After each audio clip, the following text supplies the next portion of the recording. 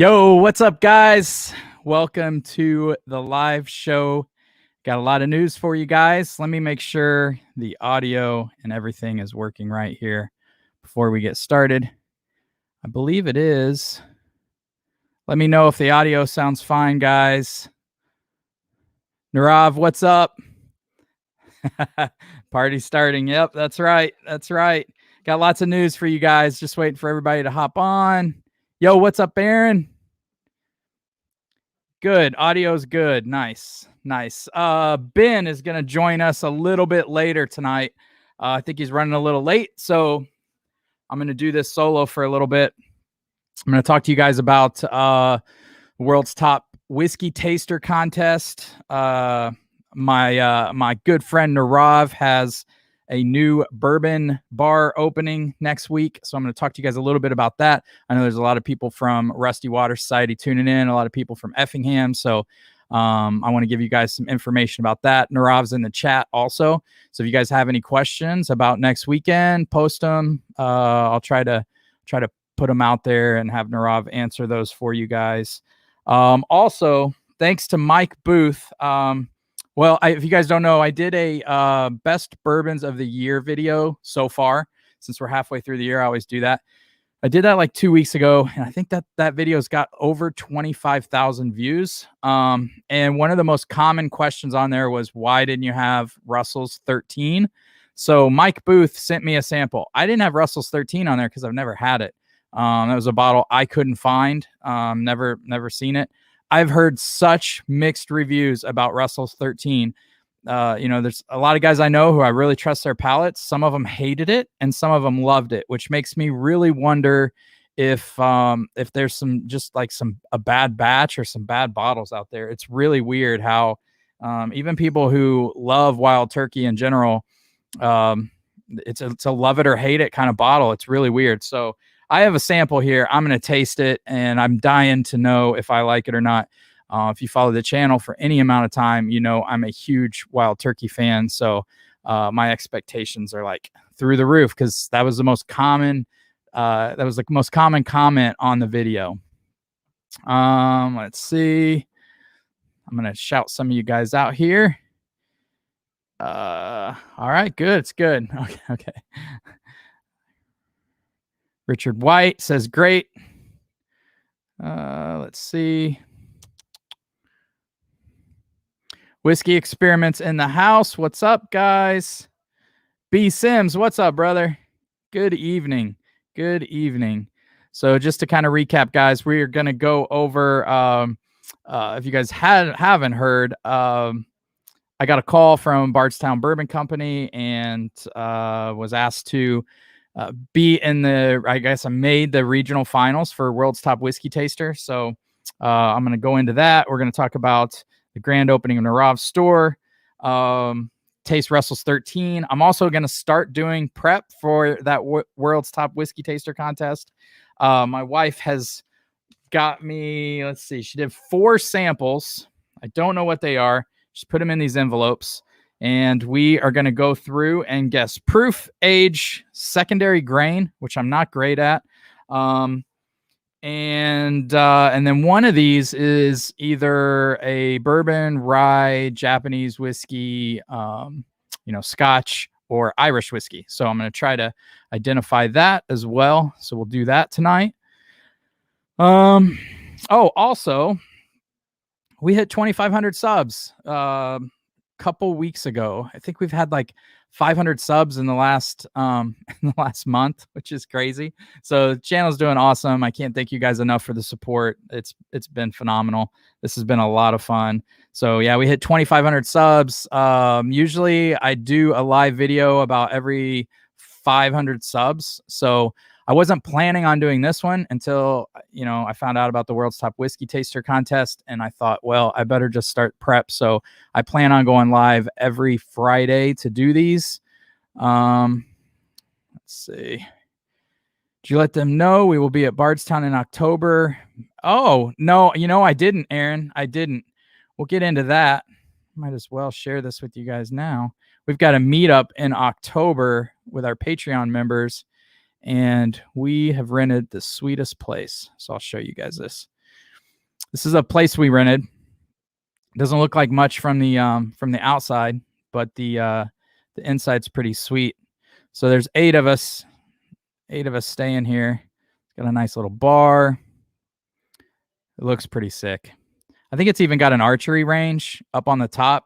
So I'm so excited to get together with Patreon members and do a bottle share. We're going to do Bardstown tour. I think we're going to thieve from some honey barrels. And then we are also doing, I think I can say, a Buffalo Trace private tour. So this should be super exciting. Can't wait for all that. All right. Let me just start here while I go over all this news. I'm going to pour sample A so we can get into it. Let's see here. All right. So for those of you guys that don't know, I announced it yesterday, actually. My wife entered me into the Bardstown Bourbon Company's World Top Whiskey Taster Contest. I didn't think I wanted to do it. I wasn't going to do it, actually. And she entered me into it really because I don't think I have a shot at winning. And I don't know how stupid I'm going to look. But, but she entered me anyway. And so we had to do a video interview. And they asked us 3 questions. They asked us what Bottled and Bond was. So went through that, explained what Bottled and Bond was. They asked us our favorite memory surrounding whiskey. And so you guys know I started this channel a little over a year ago. And one of my favorite memories so far with whiskey is one of our Patreon members, Ed Sturger, coming down from Indiana, and we had an entire day where we drove down to Effingham. I took him around all my bourbon stops. We drank bourbon all day. It was really cool meeting a Patreon member, getting to know him, and now we became really good friends. So, you know, we always talk about it's not really about the bourbon, as Jason from the Mash and Drum says, it's about the people you drink it with, people you share it with, and that's 100% true. So it was really cool to meet Ed, and now I've had him on the channel several times, so a lot of you guys know who Ed is. But that was my favorite moment surrounding bourbon. And then the last question they asked was kind of a strange one, which was, what's something that's controversial? What's a controversial opinion you have about bourbon? And I guess the good thing was, like, I wasn't sure if I even wanted to make the regional finals, so I wasn't nervous at all, because I was like, if I don't make it, it's no big deal. And so I was like, you know, one of my controversial things I think is that people who smoke cigars often miss notes in bourbon. And so I know a lot of you guys are probably going to disagree with that, but I hold true to that. I think that's true. Anyway, so I assumed like there was no way I was getting a call back, and they let me know yesterday that I had made regional finals. I think thousands of people applied. I don't know how many made the Chicago one. I'm assuming, I guess 10 to 20, but I don't know. So September 23rd, we are going to, I think there's like a rooftop bar near Navy Pier, and that's where the regional finals competition will take place. And then we'll decide who goes to the finals, which is in Bardstown. And if I win, and I have zero expectations of winning, let me just put that out there. But it'll be super fun. I'm super excited about it. If nothing else, it'll be a great experience. I will vlog it, and that, as much as I can show you guys, will be on the channel. So hopefully it'll be a lot of good content. Anyway, so then they'll fly the winners of the regionals the person who wins and a guest to Bardstown for 3 days.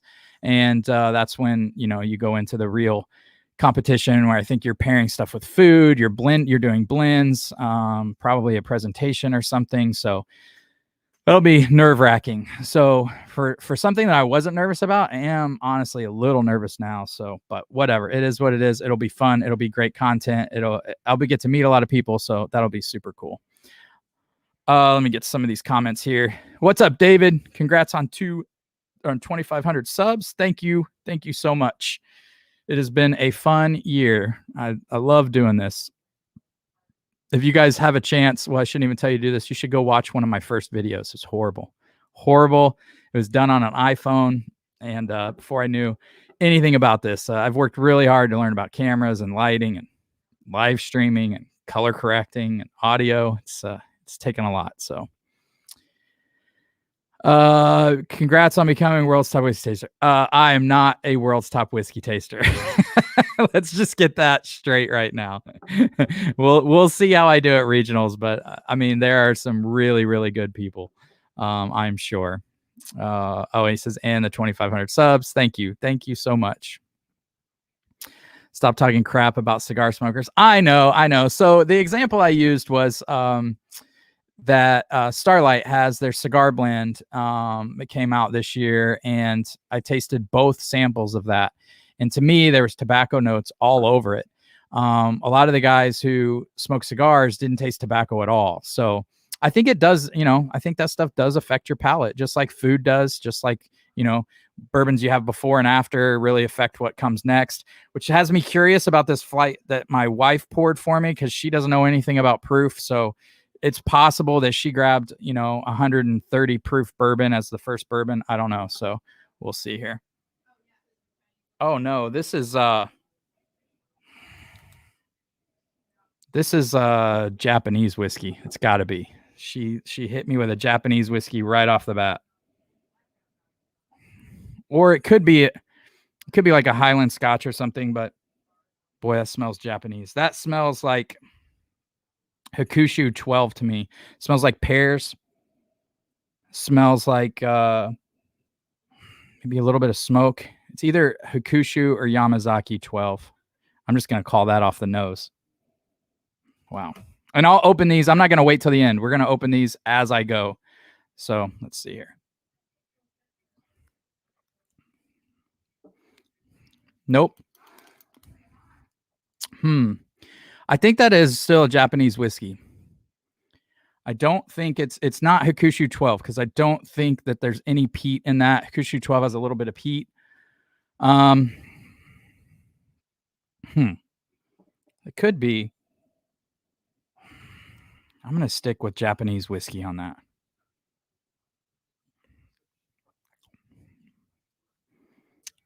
It's really light.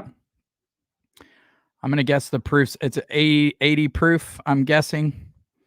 I'm not going to guess the age or grain on that. I don't know if that's Yamazaki 12. I'm going to go Yamazaki 12. That's my guess. Yamazaki 12. So we will guess the age 12. Okay. Let's see A here. Then I'll go on. Let's see about the comments.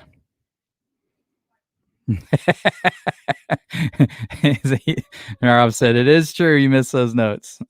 Speaking of Starlight. Yep. Ty Weber. Cheers, Ty. Cheers, man. Just curious, how many games are the Brewers ahead of the Cards? Man, I don't know. It's not our year. It's a bad year. Bad year for baseball. Hopefully we're ahead of the Cubs at least. All right, here's A. Let's see what A is. Oh, nope. I was off. See, I'm not the world's top whiskey taster. It was Glenlivet Caribbean Reserve Single Malt Scotch Whiskey. I doubt you guys can see that. Yeah, there you go.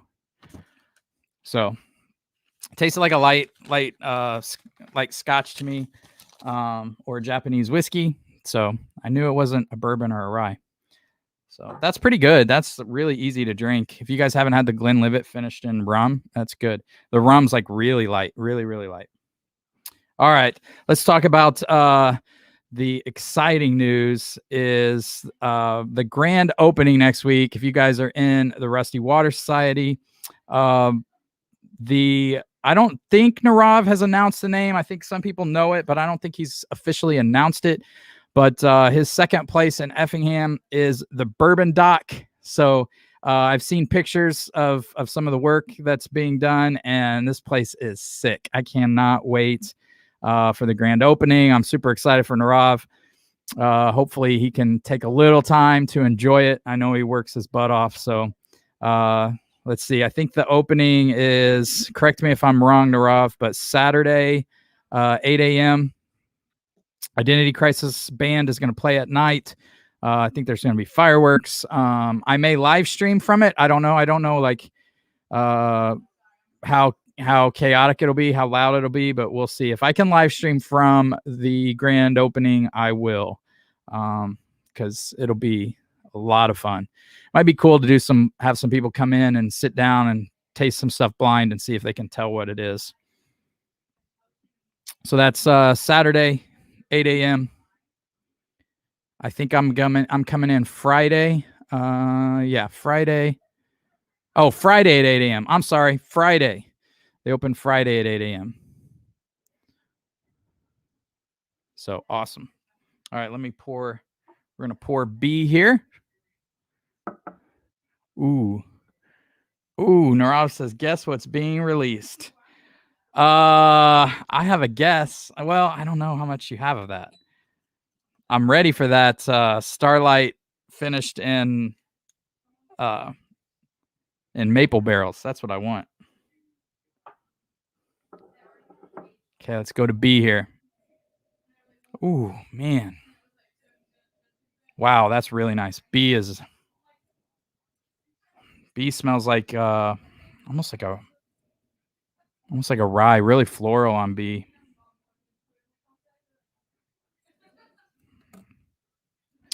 All right, Narav said, oh, nice. So Narav's Starlight reps are coming in.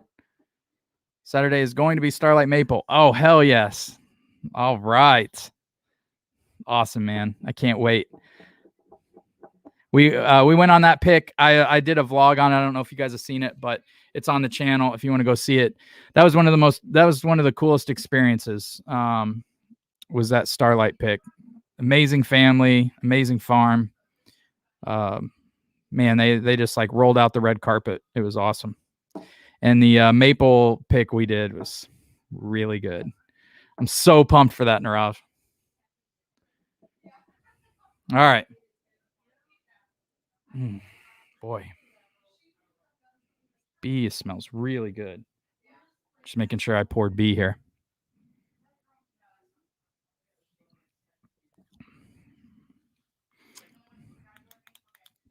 Wow. I don't know what that is, but it's delicious. Let me see if Ben's messaged me yet.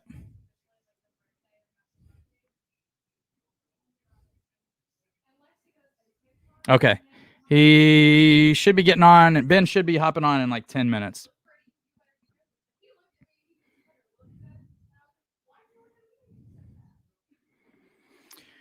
Marshall, other than Mash and Drum, I think you were the only whiskey tube channel I'm sub to. Keep up the good work, man. Oh, I appreciate that. I'm that means a lot to me because Jason is tough act to follow, man.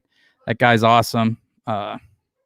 Super kind to smaller channels like myself, and kind of paved the way for us. And what I love about Jason is he gets better and better, just like I try to do. Every video I put out, I try to make it 1% better.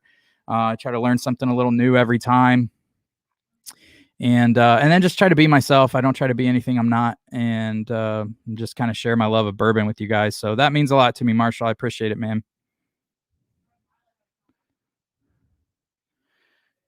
Definitely exciting. Number 2, B, is got to be a rye. I'm saying that's a rye. Little lower proof.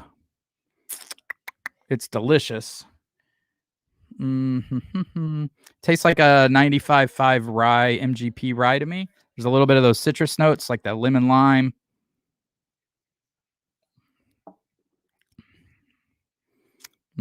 That's good. That's really good. Gotta be a rye though. Proof. I'm gonna guess that's 100 proof. Grain rye. I'm not sure what bottle that might be. I don't think that's Old Scout. I think Old Scout's a little hotter than that. Thanks, Ben. Get your ass on here. All right, let's see. Let's see what B is.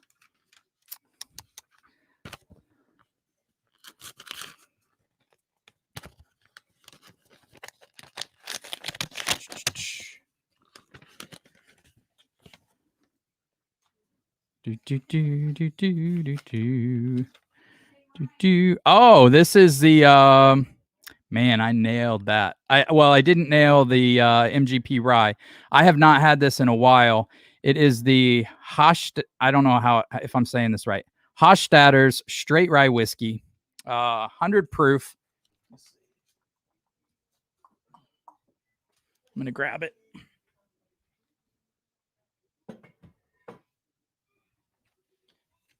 This is a good bottle. That's it. I don't know if you guys have ever had that, but good bottle. I think this is out. Yeah, this is out of Pennsylvania. Really good stuff. That's a good rye. So I did get it was a rye, and it is 100 proof. So I nailed both of those. Feeling good about that one. Makes up for the first one. All right.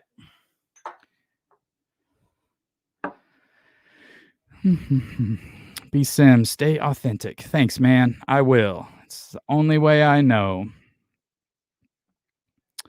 Whiskey Experiment. I aspire to put out quality videos like the two of you. Oh, thanks, man. I don't think I'm in Jason's category, but if you look back at my early videos, I have worked really hard. I mean, last Christmas break, I spent so much time just learning Adobe Premiere Pro. And for, a guy that's getting ready to turn 45, that was not easy. I had to learn everything from scratch. The simplest tasks was so hard. But YouTube videos were my friend. YouTube tutorials were my friend. And I couldn't even tell you how many hours I've spent trying to figure this stuff out. It's a lot. But, I think that's good. I think, the channels like Jason, he's put in the work. He deserves having 50,000 subs, now over 50,000 subs, right? So I don't want to see a channel that doesn't work hard get that many subs. So got to earn it. Let's see. All right, let's go.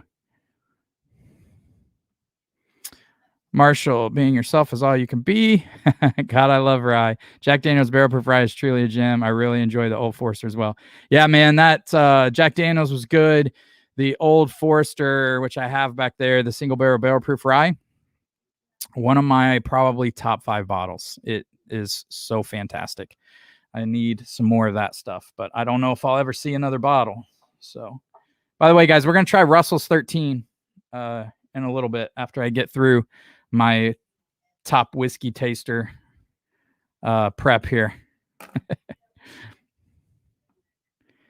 Scarson. What's up, Lance? Yes, that is a good bottle. Yeah, cheers, Chris. What's up, buddy? Congrats on the regional final. Thank you. I'm a little nervous.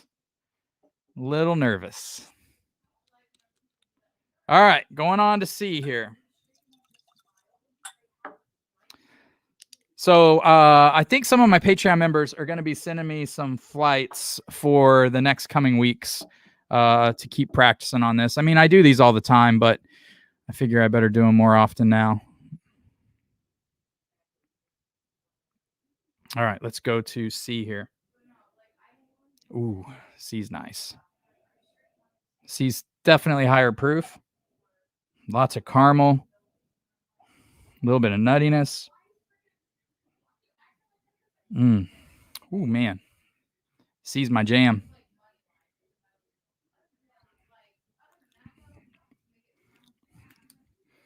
Not as good on the palate. It's weird. What is that? There's some youthfulness there on C. Tasted a little grainy. Definitely some like corn grain there that I wasn't crazy about.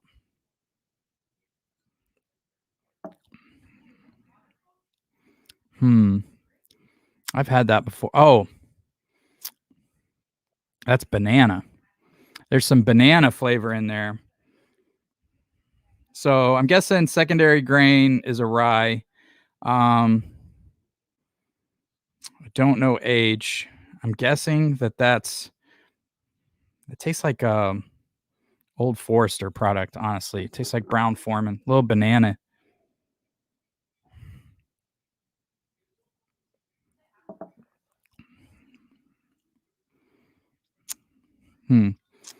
Yeah, I think that's a Brown Foreman. but I'm not positive. Proof on that, that's not very hot either. I'm going to say 100 proof. I'm going to say that's young, maybe even non-age stated. And secondary grain is a rye. Let's see. Oops, I wrote on the wrong thing. All right, let's see what C is. Sometimes it's weird on when I get that banana flavor. It comes off as young and grainy to me. So I hate this. See how stupid I look.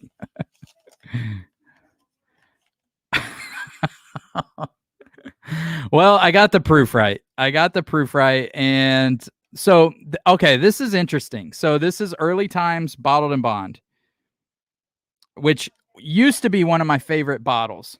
But I am telling you guys, this is a newer bottle of Early Times Bottled and Bond, and they are not the same. I will stick to that. I think the newer bottles, I've had this a couple times blind, and they're coming off much more youthful than they were.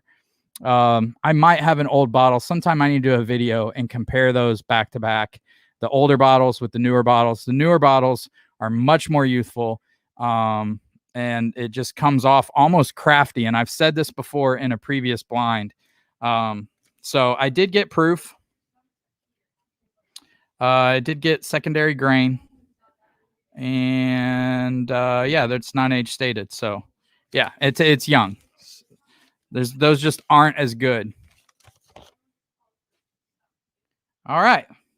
So I've got 2 on. I didn't get any on. No, wait. I got 1. I got proof on the first one. I just didn't get the age or the grain on A. On B, I got the proof and that it was a rye. And on C, I got the proof and that the secondary grain was a rye. So I'm doing all right. This is all right. Read through some of these comments here. I really enjoy what Redwood Empire is doing with that sourced MGP. That Emerald Giant is a great all-around rye. You know, I've had the other 2, Marshall, but I have not had the Emerald Giant. So I've had Lost Monarch and Pipe Dream, and I like both of those. Those are really good. I think those are good, like entry bourbons too.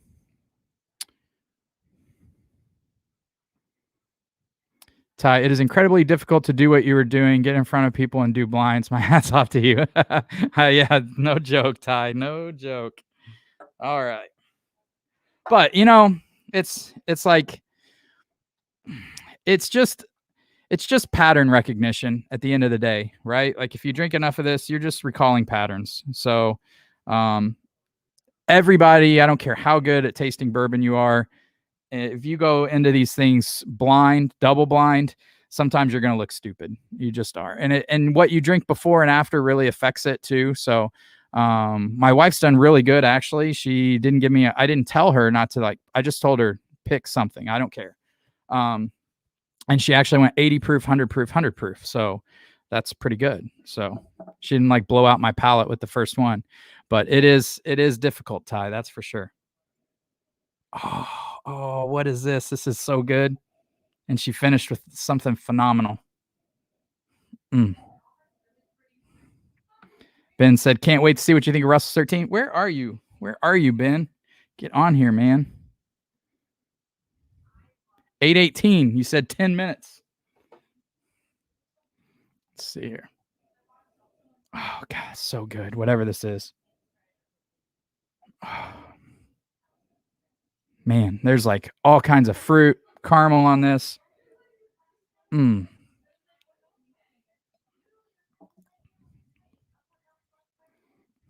know what that is. I know exactly what that is. I'm calling that bottle right from the get-go. I'm surprised she poured it for me. Actually, if I don't get this, if this is wrong, I'm going to look really dumb. All right, I have to know this. It's Wild Turkey 17-year bottled and bond. Wild Turkey 17-year bottled and bond has such a good viscous mouthfeel. It's probably the best 100 proof bourbon I've ever tasted. It has this like medicinal cherry note to it. That's like clove. You remember that old like clove gum? I can't remember what it was called. Anyway, I get that. I think, 17 years in those like alligator char barrels, you actually taste smoke where it comes off almost medicinal, like a scotch, like a peated scotch would. Peated scotches have those kind of medicinal notes. I think that's why some people really hate Wild Turkey 17-year bottled and bond.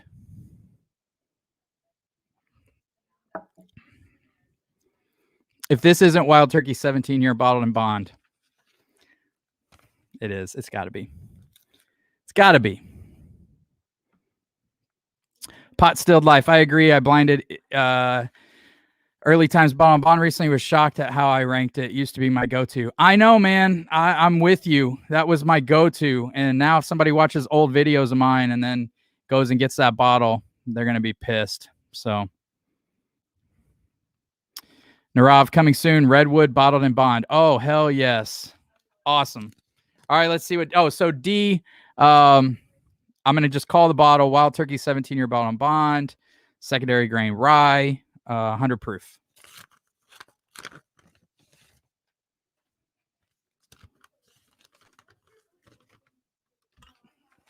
That's what it was. I can call this bottle blind anywhere. It's so good. It is so good. It smells delicious. And what kind of throws me off is that I didn't get that like smokiness, that those medicinal notes on the nose. I just got pure heaven. God, it's so good, man. If you can ever find a bottle of that, get it.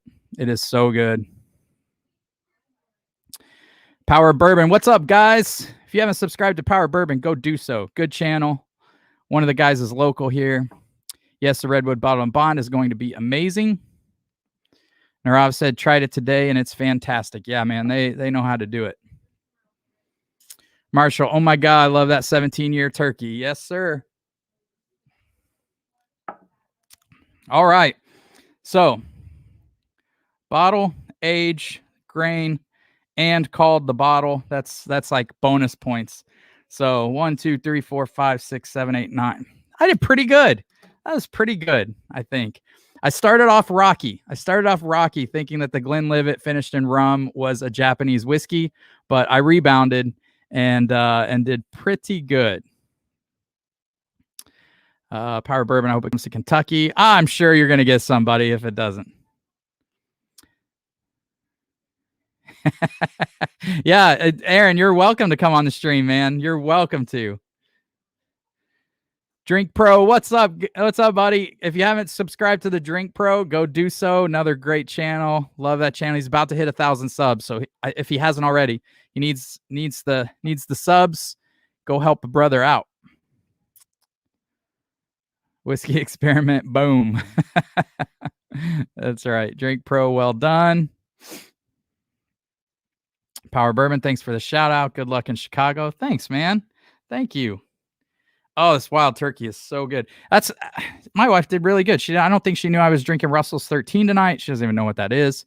And so had the 17-year bottled and bond. I'll keep that up here and we'll crack into this Russell's 13. I was hoping Ben would be on here for me to do that.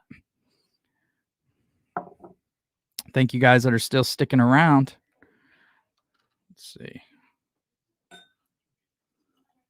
I gotta save a little bit of this because I'm gonna review it because I'm never gonna see a bottle.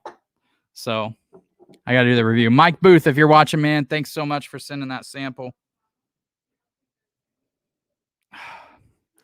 Wild Turkey's so good.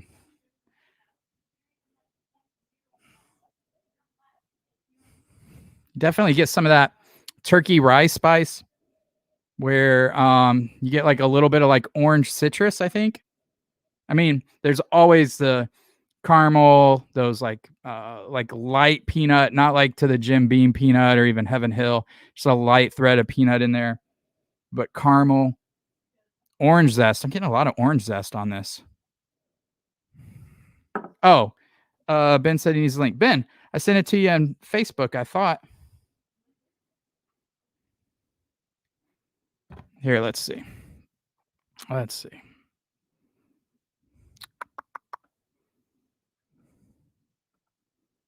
Copy. Sorry, guys. Let me just get Ben in here. Here you go, Ben. It's in chat. If you want to hop on, come on, brother. While I taste this Russell's 13, I'm so excited to taste this.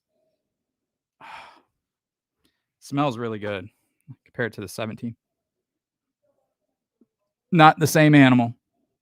Excuse me. 17 is way different. Drink Pro. So September. Well, the email I got from Bardstown said September 23rd. Their website says September 24th. So I'm not sure if it's that Thursday or Friday, but the like rooftop bar they're having it at is Navy Pier. The regional finals for our region, which is the first region to go. So should be exciting. I'm sure they're going to live stream it. I got to teach my wife how to use the camera before then. We're going to try to do like another vlog style video for that. So you guys can watch in case you want to enter next year or whatever. Oh man, I just want to smell. I just want to live in the nose on this. Aaron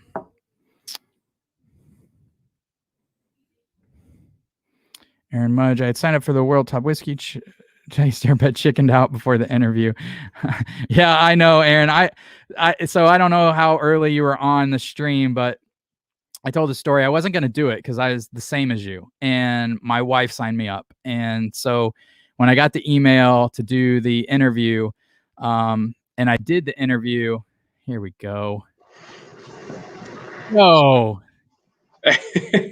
What is up, man? Dude, I'm so sorry it took so long. Oh no, we're not gonna do that. Sorry. I went to the gym and was playing basketball earlier today, and I thought I'd have plenty of time, and I completely obliterated my ankle. I landed on someone's foot when I was coming down, and it just it was terrible. So anyway, that's what I was tending to for the last 20 minutes right when I got home and everything. And so anyway, it took longer than I thought. This is what happens when you get old, man. Dude, yeah, and I'm not even old. Well, dude, it's good to see you, man. It's good to be here. Yeah, again, like I said, sorry it took so long. I definitely thought I was going to be on a lot sooner. No big deal, man. No big deal. The chat kept me going, so it was good. So what do you think of that 13? Well, I'm just living in the nose right now. I haven't tasted it. The nose is fantastic. I talked about earlier how this is just, it's crazy to me because there's a lot of guys I know and I trust their palates. A lot of them that like turkey, and it's a hit or miss bottle. And it makes me wonder if they sent out some bad batches or something. It is weird. I've had people that, even like you said, very experienced whiskey drinkers that have said that they're not a big fan of it. I had a pretty healthy sample of it from a buddy because he just didn't like it. And I'm a huge fan of it. I think it's awesome, but again, you gotta love that turkey. Man, I love wild turkey. Yeah. I'm drinking to warm up. I'm drinking Russell's 10-year. Oh, nice. 90 proof. Yeah, I that was like one of the first bottles that really got me into bourbon, and I finally went back to it again after a while, and or got a new bottle of it, and it's so good. It's so good for like $30. Yep, it's one of those that you continually just pass on the shelf, and you shouldn't. Yeah, definitely not. So yeah, I was telling Aaron, he was talking about how he chickened out for the World's Top Whiskey Taster thing, and so I think, Aaron, what one of the things that helped me was I didn't care if I really made it to regionals or not when I did the interview, so I wasn't nervous at all. I just got on all the videos I did, so when they asked you a question, you could do like 3 retakes if you wanted. And so I just got on, did 1 take and sent it and didn't care. And so anyway, I was actually really shocked when I got the email saying that I had been chosen for the regional finals. So that was pretty cool.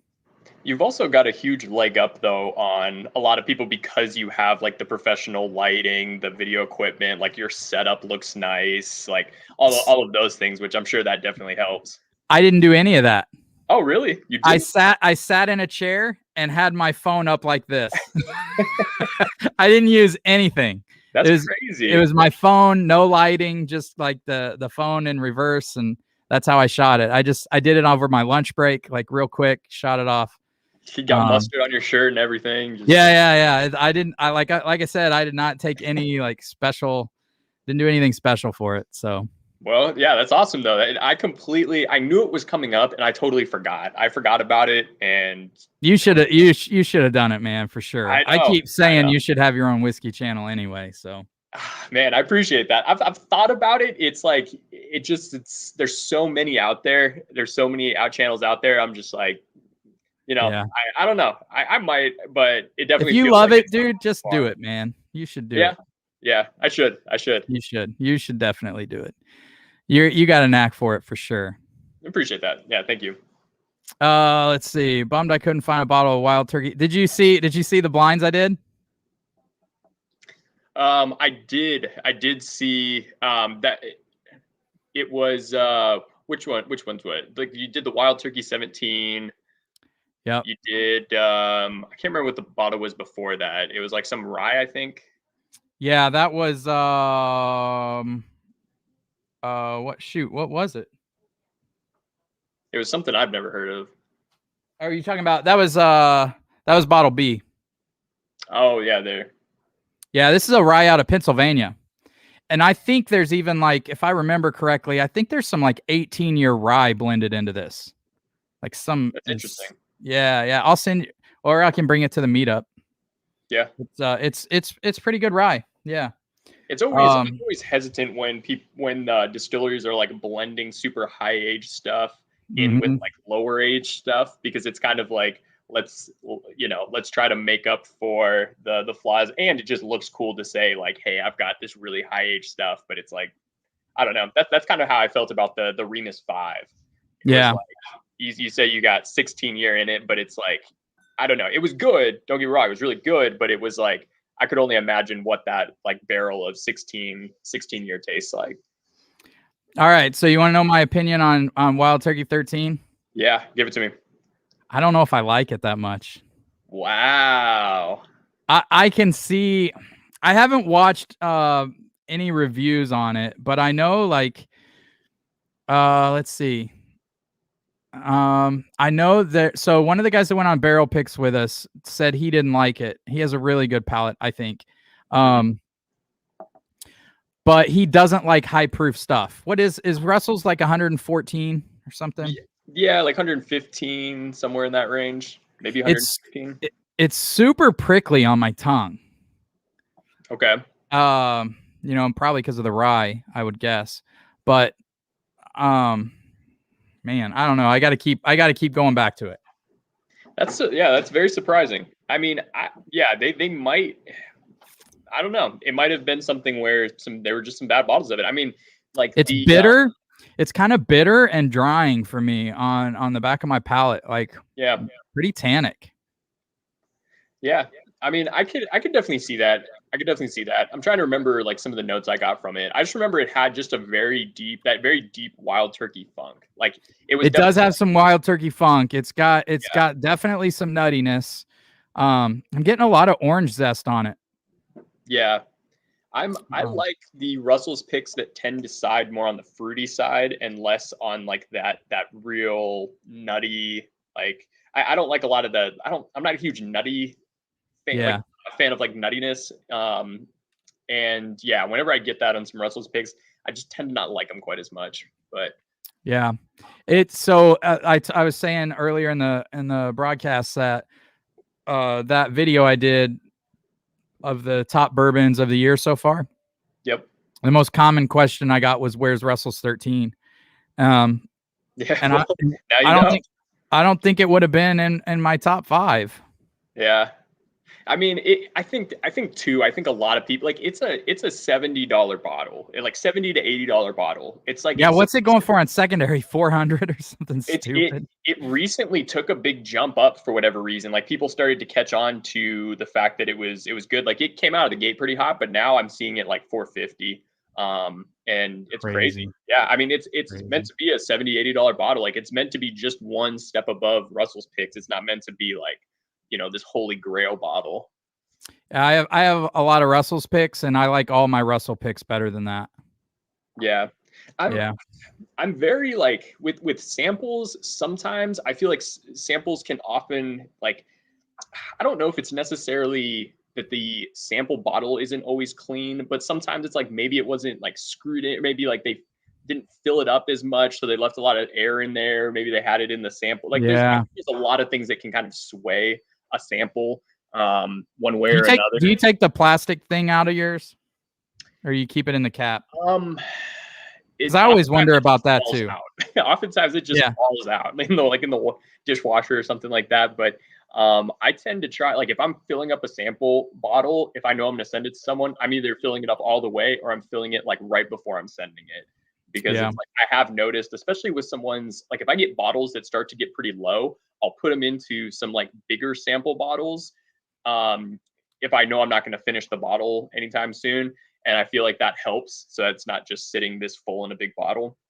But I noticed too, as those sample bottles get lower and lower, it feels like it starts to change it a little bit. I think you're right. I think you're right. I'm just gonna keep sipping on the Wild Turkey 17. Yeah. Good. I mean, you got a healthy 4 of that. Yeah, you might as well. Yeah. Let's see, Kenneth. So you got an email confirming you're in regional. I did, Kenneth, but our region is the first region to go. So I'm not sure if they've notified everybody in the other regions yet. He's just asked the same. Marshall Copeland said, what's your opinion on the Jack Daniel's 10-year age statement? Oh, I'm excited for it. Yeah. I think it'll be, I'm hoping. I mean, Jack Daniel's has been doing such good things that, I mean, what's the proof supposed to be on it? I don't remember. 97.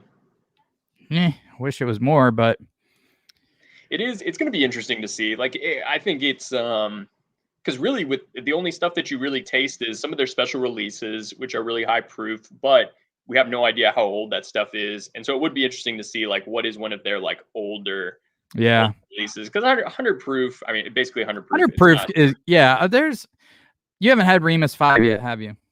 Yeah, I have. Oh, you did? What'd you think of it? So I thought I kind of had similar thoughts to you. I had it again last night.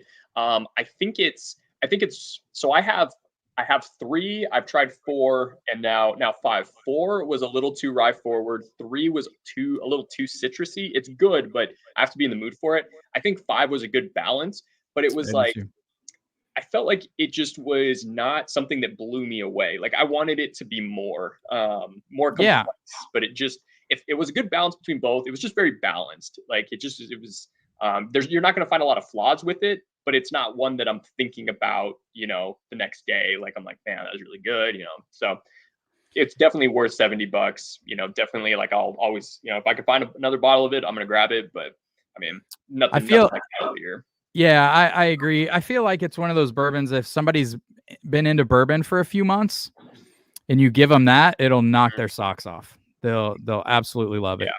I want more out of it. I don't know. You want to know what I enjoyed more than that was the Sam Houston 15. Oh, okay. Sam Houston 15, really good. You definitely I think it shows its age more. Like you get more of like the deep leather, like some like tobacco stuff like that. Like obviously there's different releases of it. I've got 2 different ones. I can't remember the one I'm drinking. The one I'm drinking right now is a Texas release, but it's really, really good. I mean, what was the proof on Sam Houston? 105 or 103, I think. Okay. 103. So it's like I would compare it. I definitely would compare it to the Remus because they're very similar in terms of age and okay. Proof. Yeah. But yeah, that one was really, really good. Yeah, Marshall, I mean, I'm looking forward to the 10-year Jack Daniel's. I expect it'll be good, but Aaron said, "Damn, Disco 4 is great." Yeah, Discovery series is good. Yeah. Well, 3 won our Bourbon of the Year last year. That's I'm gonna be drinking that here. Oh, you still have some? Oh, dude, I got pretty lucky.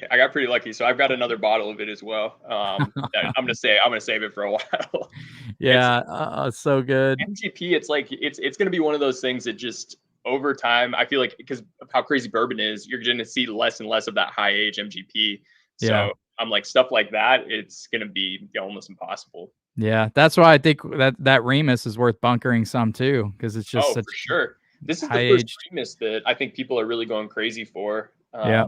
Because usually, Well, yeah, I mean, Remus 4 was in our Bourbon of the Year last year too, but Blind, you guys didn't rank it that high. I remember that one. I didn't like how rye forward it was. Yeah. I thought it was really, really, really good, but it was just like, I'm not a huge rye fan. Like I can appreciate it in certain things, but I just felt like that one it was like too rye forward. But yeah, a lot of guys thought it was. I think last year thought it was really oaky too. Yeah, pretty oaky.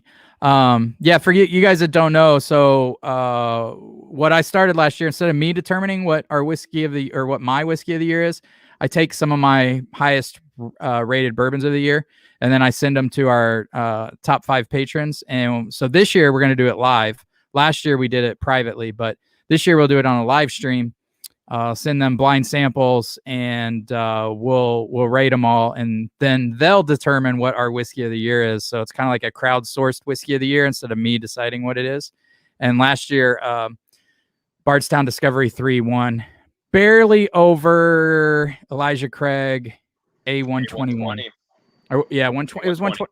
Oh, it was 120. Yeah, that's right. Yeah, that's right. 120. Yep. Yeah, that was a ton of fun. That Wild cool. Turkey, I fell in love with that thing after that. yeah, you were one of the few that really loved the 17 year. Yeah, Wild Turkey 17 year was in the running. So unique. Like I think that's one of the things that after having, a lot of like, once you really get into bourbon, you start to know like what, like what's a good bourbon, what's not a good bourbon, what are some of the normal characteristics you find, like. And then I think some people, you start to kind of look for like what makes something unique, and that, I mean, it's tough to find a bottle that's more unique than that thing. Yeah, one of the things I've thought about doing on my scoring system is adding bonus points for uniqueness. Yeah, because like that like the Old Forester rye, the single barrel proof rye, so unique. The Wild Turkey 17 year, one of the most unique things I've ever tasted. That's why in the blind we just did that my wife poured, like on the nose, I didn't get it. I knew it was delicious, but I didn't get it on the nose. The first sip, I knew instantly what that was. It's just so unique. It's like, it's got that like turkey funk, like that cherry, like almost medicinal. It's like, yeah, it does such a good job of like walking that tightrope between like, being too oaky or too medicinal or too smoky. Yeah. Like it just rides that line. It's art, man. That bottle is art. Yeah. It's probably like that. If I would have voted on my bourbon of the year, that probably would have won it, from just like an all around uniqueness, presentation, what's in the bottle, just fantastic. And and for everybody that makes fun of me about being a proof whore, that's 100 proofer. So yeah, it. There's definitely some bourbons that it's like you have to, like just really appreciate them for what they are. And I do think stuff that's like 90 proof, oftentimes that is a tough proof point, I think, to stand up to a lot of stuff, regardless of the age of it or anything like that. It's like, that's a tough proof point, I think, for most stuff. Yeah, I mean, yeah, you compare the Remus 5 at 100 proof to the Wild Turkey 1700 proof, the viscosity, the roller coaster of flavors, the complexity, it's not even close, man. Wild Turkey destroys Remus 5, I think. Yeah, that would be an interesting head-to-head, kind of seeing the differences there. I just think with Wild Turkey, it's like it's such a like when you think of like overall value, it's like that is like one of the distilleries that's like at the very top. It's like the Walmart, maybe a few years ago before Walmart turned super cheap, but like just overall value. And at 17 years, something like that, it's like, they're going to produce something good. Yeah, for sure. Yep. Marshall said 97 for 10 year. The new Heritage release is 140 plus proof. Wow. Well, I'll never see that bottle. Is that one they're doing? It's like like super high rafters or something like that of the rick houses. That's crazy. I think it was something like that was that other release that people were super excited about. Definitely would be more excited about the 140 plus proof than the. Yeah, right. But Kenneth said at Aaron, hope you get to try it. If not, a solid RR pick honestly gets you 90% of the way there. I agree 100%, Kenneth. Yep. In fact, like I have Jason for the Mash and Drums, Russell's pick from the Mash and Journey. And I think it's better than Russell's 13. Unless my sample bottle's just funky, but could be. Yep. Isn't someone bringing a Russell's 13 on the meetup? Well, it could be Mike. I mean, Mike is the one that sent me the sample. He sent me samples to do a Friday night bourbon fight and then whiskey tornado versus the people. So I got some samples to do both of those. It would be interesting to compare that to some of like the other Russell's picks, because I know a few of us are bringing some Russell's picks. So kind of put that in a blind and see how it does. Yeah, that'd be awesome. Actually, that'd be cool. If he wants to drain his Russell's 13 bottle. Hey, if he's bringing it, it's getting. That's right. Yeah, you're not taking any of it back.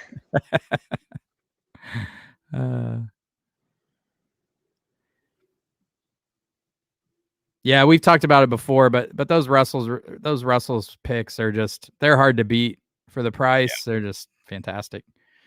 Yeah. And they're just so a lot of them, they're so different too, and it makes it fun. Yeah. Whiskey Experiment says bottle of Sam Houston 15 is fan freaking tastic. Oh, he has a Georgia batch. Nice. Yeah, they're all delicious.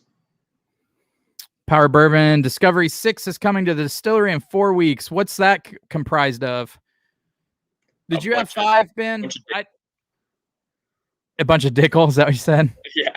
I know. I didn't even buy 5. I was like, I didn't really look for it. Yeah, once I kind of heard the reviews on it, I was just like, I can go find Barrel products, which I feel like Barrel's doing a really good job with how they're blending. Hell yeah. But even this stuff, this is right here. Oh, nice. Yeah, so good. So I don't want to spoil anything, Ben, but you know how I don't like George Dickel. Right. And I have shot this review today. Can you see it? Oh, yeah. It's Resilient 16-year, and it comes out now. This is a bottle I got from a rep. So I said in the review, like, he gave me 3 bottles.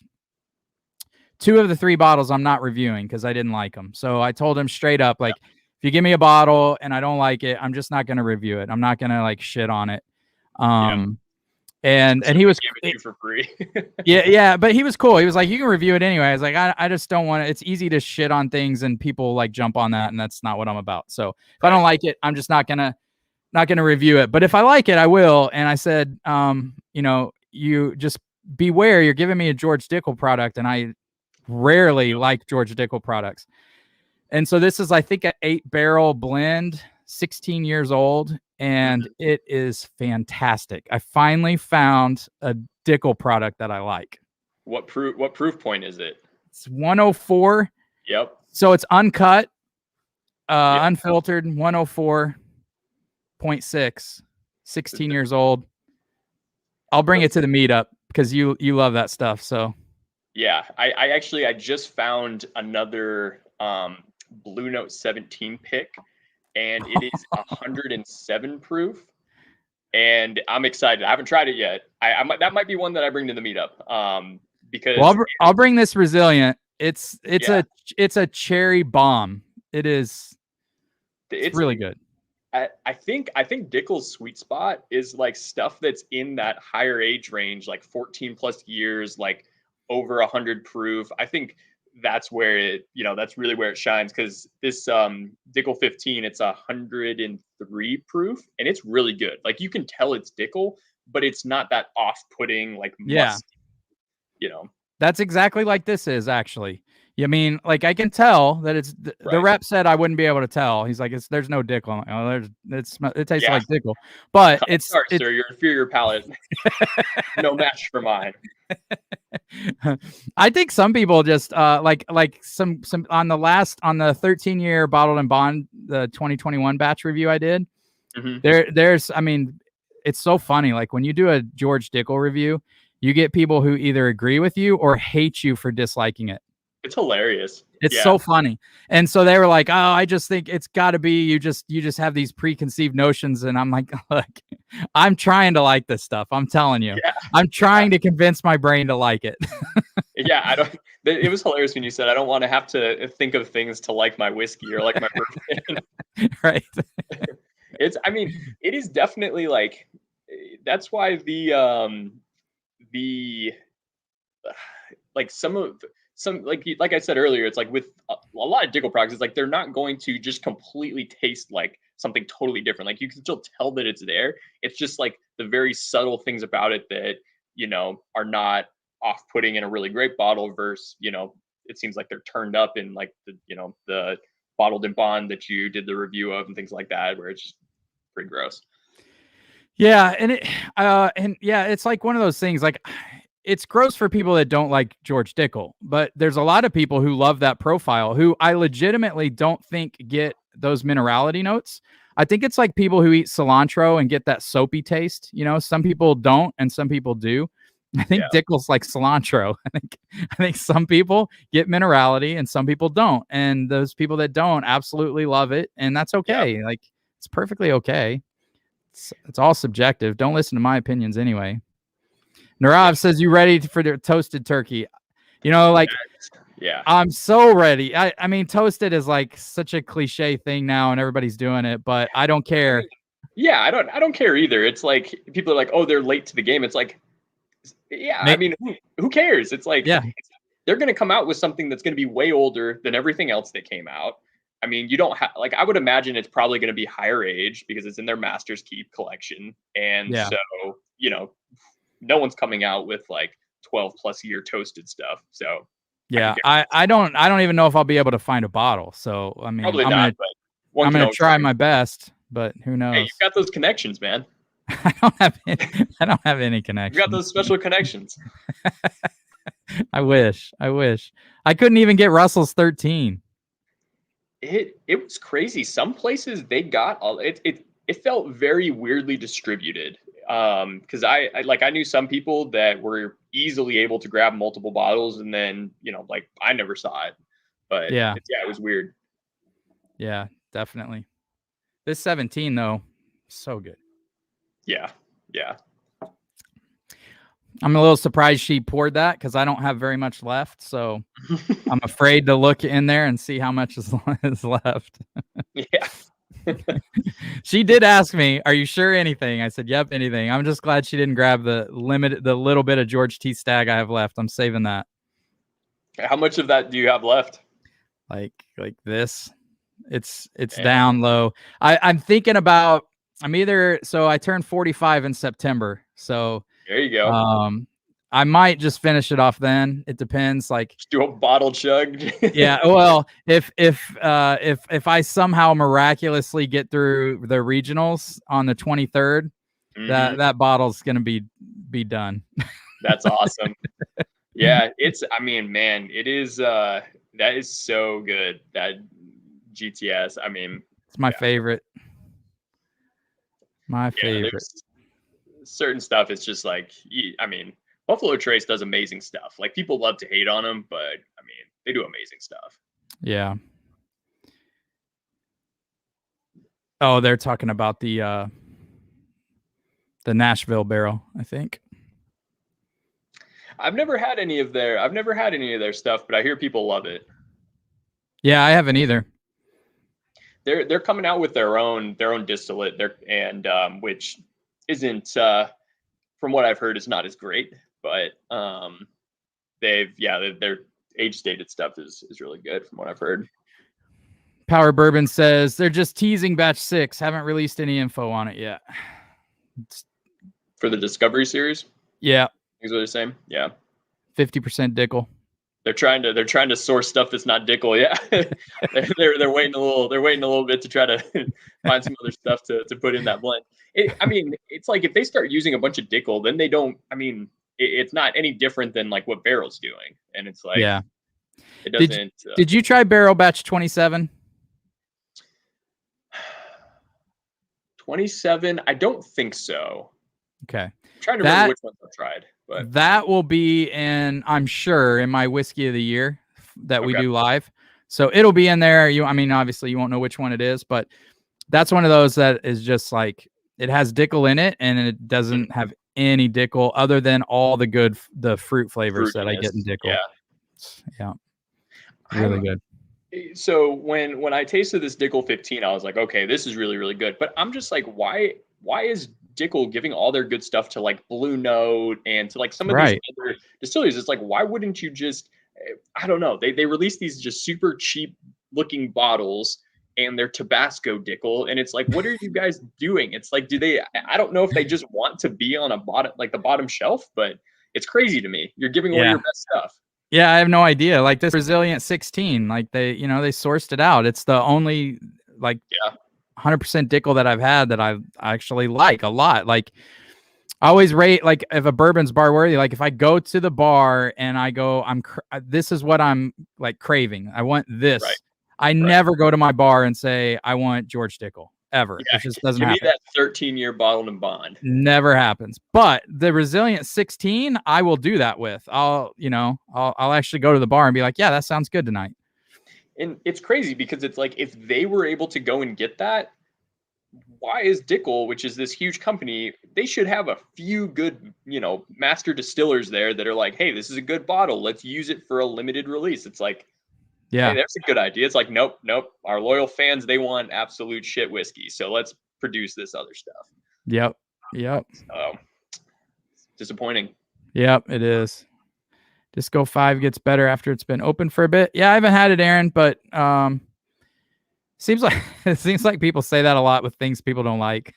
Give it some time. You'll forget how bad it is. Everyone told me that with the I'll get crucified for this, but the Elijah Craig toasted barrel.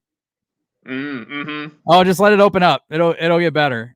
And then I saw several reviews, same thing. It didn't get better. It's fine. It's okay. It's not. I can't believe people chase that stuff. Like, a lot of better toasted stuff out there. I definitely was in that camp of telling you to let it open up a little bit. I mean, I thought it was good. Like I definitely saw where you're coming from. It was kind of like with Dickel. Like some people, they can either get the fruitiness or they can get that musty, just sweaty gym sock. I think with Dickel, it's like you can either get that weird like Play-Doh note, or you can get some of that like caramel pecans, that some of those type of notes.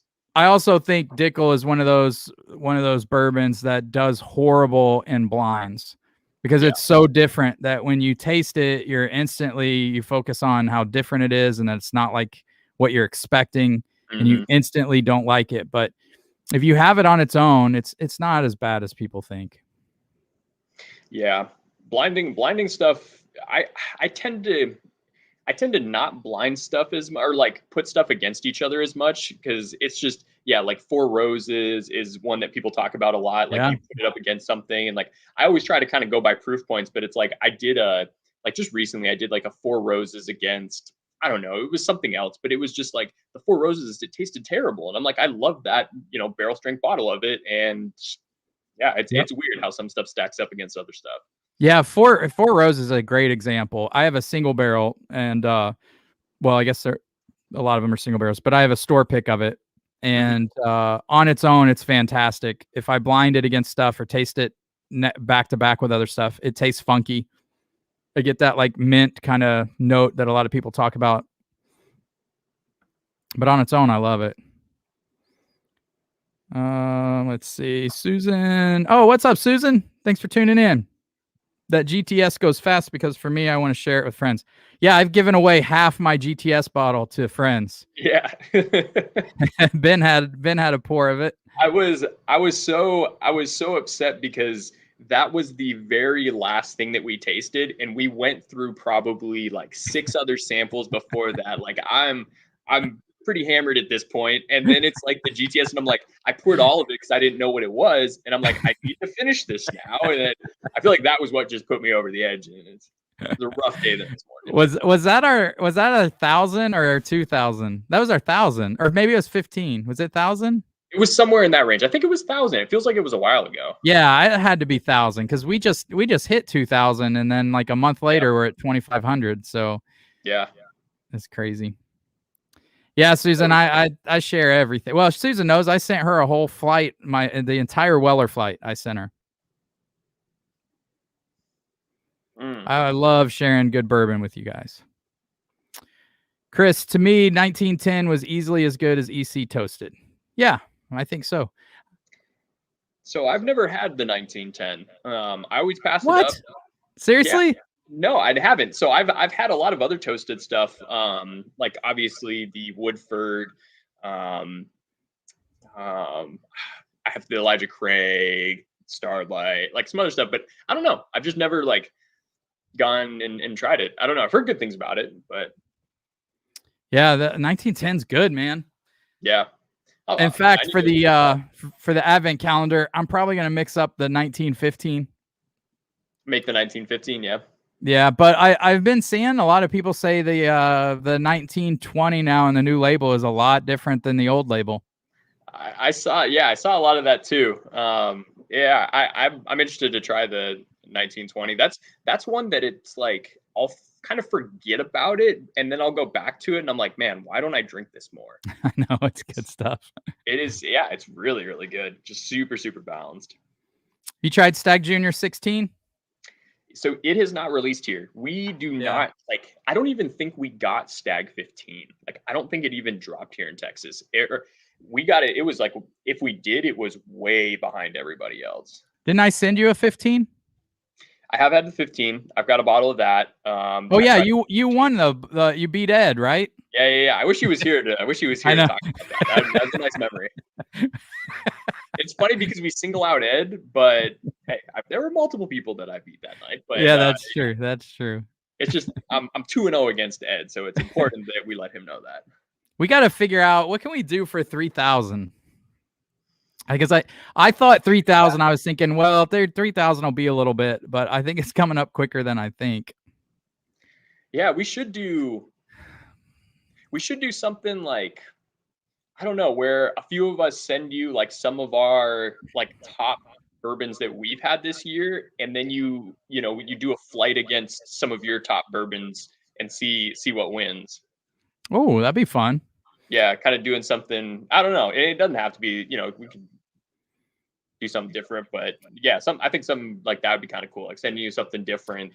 What would be cool is to just do the 3,000 at the meetup in October. That would, yeah. I mean, you very well could hit that. Yeah, I don't know if we will, but it's very possible. It's very possible. Like what, another 2 months away? Yeah. I mean, yeah, definitely could happen. Aaron said 1910 is definitely better. Yeah, a lot of people really went crazy over Elijah Craig Toast Barrel. I had 2 different bottles of it, and actually I've got one back there that's mostly full. And it's just okay to me. It didn't knock my socks off. Yep, a buddy and I blinded 5 toasted, and conclusion was no need to chase the EC. Yeah, they could have done better on the proof point too, and I think one of the things that you said about it was it felt very rushed. I think is one of the comments you made, or like not very well put together, and I definitely agree with that. It definitely felt like they just took some of their worst small batch barrels and just said, let's go ahead and put these in the toaster oven for a little bit and see what happens. Right. Let's fix them a little bit. I tend to get pretty weary with some finished stuff because it's like some distilleries they do that. yeah, right. I mean, it makes sense. It makes sense trying to get rid of those. There's a channel called Bourbon Santa, and he reviewed the Remus 5. And one of the things he said that I thought was funny and I never really thought about is he was like, one of my theories or one of my conspiracy theories is that Remus, they take all their MGP barrels that no one else wanted, and then they blend them together to put out their Remus stuff. Because everybody thinks they take their honey barrels, But I was like, I don't know if I agree with it, but it's funny to think about. If they It is funny to think about. I think the exact opposite. Yeah, I think, but I mean, look at Dickel. They're clearly not keeping their honey barrels. Yeah, I mean, they're giving them to everyone who wants them. So who knows, man? But I loved Remus 3, Remus 4, and Remus 5 is really good too. I just wanted a little more with that old MGP. So I don't know. It doesn't taste like they're mixing a bunch of bad barrels to me. They don't. The thing about it is it's at 50, it's at 100 proof. Right. And most MGP stuff I drink is Smoke Wagon, or most stuff I drink from MGP is at barrel strength, right? Which I think is part of my problem with Remus, if there is one. But I still love Remus for 100 proof bourbon. It's really good stuff. Super easy to find for the most part too. When I was in Arizona visiting family over Christmas, they had Remus 4 for $60. So, oh wow. Yeah. I was like, that's nice. that's a super good value. Yeah. At that price. At 70, it's a good value. Susan said live from A1, second location for 3,000. Yeah, we might be able to do that. I don't know. I think so Ben, I don't know if I told you, but Narav at A1's opened up a second location called the Bourbon Dock. The Bourbon Dock. Yeah, it's gonna be sweet. So their grand opening is Friday, next Friday. And I think I'm going to go live. So we'll see how the setup is, if there's a place for me to go live, but we might go live next Friday from there. I just got to see how loud it is and if it's even doable. I don't know how doable it'll be, but we'll figure it out. I feel like liquor stores in general could do like, and I'm not talking about like the big chain ones, like some of the smaller ones. I feel like they could do like so much more with catering to, people that are really into bourbon. Like, it does seem like, you go to most small liquor stores and it's like, they're just, it's very like run of the mill. And it's like, you should kind of make it into more of like, a Chuck E. Cheese for adults, like something that is more, interactive, doing more tastings, doing, just different stuff that's, because I think that you've either got, really cool restaurants or you've got like just liquor stores that you go to buy your bottles, but, kind of marrying both of those. I'd be interested to, see some more places do something like that. Yeah, it'd be cool. I feel like so thankful for that Narav has his place, because he's so into bourbon, and I think he buys I think this year he's buying like 32 barrels for store picks. And that's that's a playground. That's a Chuck E. Cheese for adults. And so, like, I don't have a crazy budget for bourbon, but I'm spending all my money there. Right. Right. Because it's and the guys he takes on picks, I mean, that Maker's pick is just, it's so good. That last Maker's pick they did. And then I can't wait. I don't know if I can get an extra bottle, but we'll see. Narav, can I get an extra bottle of the Starlight Maple? And we'll bring Starlight Maple. Yeah, that's the pick we went on at Starlight.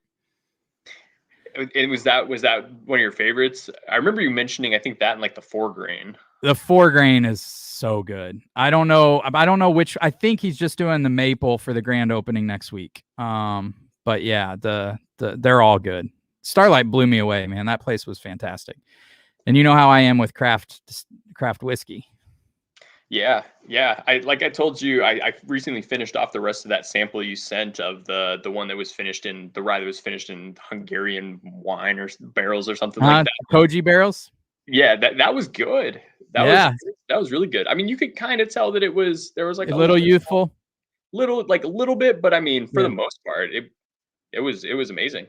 Yeah, it was fantastic. Whiskey Experiment blinded some. Woodford Double Oaked better than Old Forester, better than EC Toasted. All right, maybe I'm not going to get crucified for saying that. Woodford Double Oaked. Remus 5 is fire though, but I agree with your review. A little let down only because I was hyped up for it. Yeah, I that's it, Aaron. I mean, it's good 100 proof bourbon, but people are really going crazy over it, and I think it's good, and I think it's bunker worthy just because it's got some 16-year MGP in it. But I think if you're a person that loves higher proof bourbon, I think you're going to be a little let down by it. Not a lot. I mean, it's still good. It just doesn't. I don't know. It's hard to explain. It doesn't it doesn't do anything wrong, but it doesn't. Yeah. Yeah, it doesn't it's just, it's kind of like a solid B plus. It's like, yeah, it's gonna have a great place at your bar. It's gonna be a great value, but it's not something that really takes a risk to kind of jump into that tier of A. See, this is why you need your channel, Ben. I'm telling you. I'm telling you. Expert advice, yeah. Telling you. Remus 5 has been one of my favorites over the last year. 4. I'm sorry. I haven't cracked the 5 yet. Yeah, awesome. Yeah, Chris, if you like 4, I think you'll love 5. Yeah. Yeah, I think it's just, it is very well balanced. It is very well balanced. Sorry, Narav's bought 44 barrels this year. Jeez. That's crazy. Yeah, I love stores that do a lot of picks like that. I mean, it is tough. I understand that it is tough because, if you go into some liquor stores that do a lot of picks, sometimes you'll see the same ones that sit for a very long time because they might have picked something that no one wants. But I mean, you appreciate when they do pick really good barrels. Yeah. We just need to do a whiskey tornado pick with Narav. Right, Narav? Let's get it done. All right, let's see. Chris. Oh, I know. Wish you weren't 2.5 hours away. Yeah, man. If you're ever, Chris, are you in Chicago? I think you're in Chicago. If you're ever driving down 57 and you pass Effingham, make sure you go by A1 Liquors. They will have store picks there. Narav's got an awesome selection. In fact, they did that video on top places in Central Illinois to buy bourbon. So it's like a week after that, I was in Narav's store. And I was talking to Narav and we were talking about whiskey and stuff. And some guy walks in. He's like, "Hey, you do the whiskey channel, right?" And I was like, "Yeah." He goes, "That's why I'm here. I'm from St. Louis and I saw your review and just stopped in to buy some whiskey." That's awesome. He got like a Elijah Craig barrel proof. He was super pumped. It was cool. Speaking of Elijah Craig barrel proof, what do you think about, I guess you did make some video. I can't remember what you thought of I think you had the A121, right? Yeah, it was. I liked it. I just didn't think it was better than any of the batches last year. Yeah. And then Ed sent me I think I still have to do a review on it. Man, he sent me the B batch and I tasted a little bit of it. And again, I think I like it, but I don't think it beats anything from last year. How do you think it compares to stuff that's in a comparable category? Like if you were to compare that against Remus or maybe not totally comparable, but stuff that's just roughly the same proof range, roughly the same age, and same price. that is a factor too. Yeah, I mean it's still people bitching about it are crazy. Yeah. It's still great value bourbon. Yeah. I think they raised the bar on themselves so much last year. Last year, all of those were solid. I think C920, A120 and C920, both two of my favorites. Yeah, they're amazing. Yep, they sure are. Great excuse to get away. That's right, Chris. If you can fit it in your trip to Bardstown, you should see if the Amp at Log Still Distillery has a concert that weekend. Oh, the Amphitheater. Your family's doing amazing things. All right. Well, we'll see. We don't have many days there, so we've got I think on Saturday we're doing a Buffalo Trace private tour with one of the reps down there, which will be awesome. That'll be fun. That's not my connection. That's one of the guys that's going on the trip. That has nothing to do with me. And then Sunday we're thieving from some honey barrels at Bardstown, right? On Sunday, I think. I think so. Yeah, I think that's so. Friday, when we get there Friday, I'm not sure what we're gonna do. So if you guys I shared these pics. I don't know if you saw, Ben, but I'll share them again. Here's where we're staying. Yep. Which it doesn't look like much. But the inside is sick. So that's it's you look at the front of that, and it's like you just you bring your 30 RVs there and just park inside. Right? I think it's got an archery range up above. So just for you, man. I know. So I'm gonna bring my I'm gonna bring your some, daughter. No, but I'll bring some bows, and drink a bunch and shoot some arrows. we'll put some arrows on Ed's head, and I'm gonna see what we can do. With both eyes closed, blindfolded. Should be fun.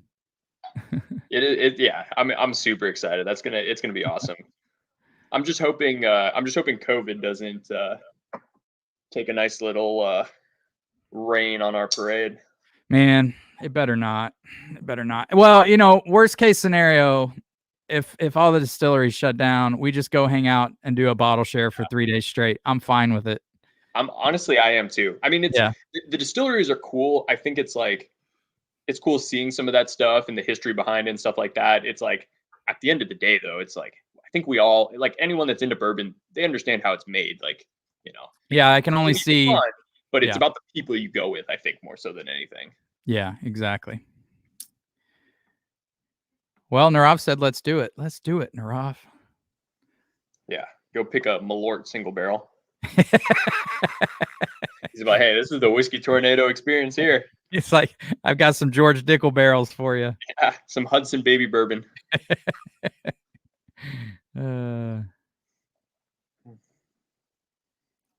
Chris, we're going down October 22nd through the 25th.